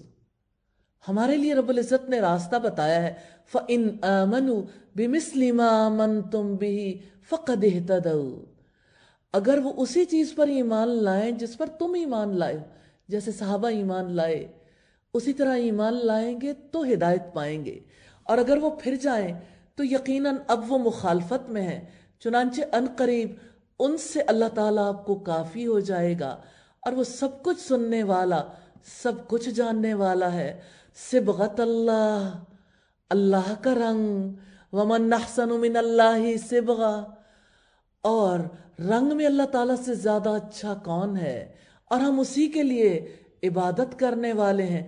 آپ کہہ دیں کہ کیا تم اللہ تعالیٰ کے بارے میں ہم سے جھگڑتے ہو، حالانکہ وہی ہمارا رب ہے اور تمہارا رب ہے، اور ہمارے لیے ہمارے اعمال ہیں اور تمہارے لیے تمہارے اعمال ہیں، اور ہم اس کے لیے خالص کرنے والے ہیں۔ یا تم کہتے ہو کہ یقیناً ابراہیم، اسماعیل، اسحاق، یعقوب اور ان کی اولاد سب یہودی یا عیسائی تھے۔ کہہ دو کیا تم زیادہ جانتے ہو یا اللہ تعالیٰ؟ اور اس سے بڑا ظالم کون ہوگا جو اس گواہی کو چھپائے جو اللہ تعالیٰ کی جانب سے اس کے پاس ہے۔ جب آپ پیغام نہیں پہنچائیں گے، قرآن کو نہیں پہنچائیں گے تو قرآن چھپ جائے گا۔ اس سے بڑا ظالم بھی کوئی نہیں جو قرآن کا پیغام نہیں پہنچاتا۔ اور جو کچھ تم کرتے ہو اللہ تعالیٰ اس سے غافل نہیں ہے۔ اور وہ ایک امت تھی جو یقیناً گزر چکی، جو کچھ انہوں نے کمایا وہ ان کے لیے ہے، اور جو کچھ تم نے کمایا وہ تمہارے لیے ہے، اور تم سے ان کے بارے میں نہیں پوچھا جائے گا جو وہ عمل کیا کرتے تھے۔ نسبت انسانوں کو عزیز ہوتی ہے، اور نبیوں سے نسبت کی وجہ سے کتنے ہی لوگ فخر کرتے ہیں۔ نسبت نہیں، عمل ہی کام آنے والا ہے۔ نبی صلی اللہ علیہ وسلم نے فرمایا، جس کا عمل اسے پیچھے کر دے اس کا نسب اسے آگے نہیں بڑھا سکتا۔ یا ارحم الراحمین، صاحب عمل بنانا، اور الہی اپنی کتاب کا سچا علم نصیب کرنا، اس کا فہم دینا، اس پر یقین نصیب کرنا، اس کے تمام احکامات پر عمل کرنے کی توفیق عطا فرمانا، اور الہی اس پیغام کو، اس قرآن کو دنیا کے ہر انسان تک پہنچانے کی توفیق عطا فرمانا۔ وآخر دعوانا ان الحمد للہ رب العالمین۔ سبحانک اللہم وبحمدک، نشہد ان لا الہ الا انت، نستغفرک ونتوب الیک۔ السلام علیکم ورحمۃ اللہ وبرکاتہ۔ رحمتوں سے بھری شام، مرحبا رمضان۔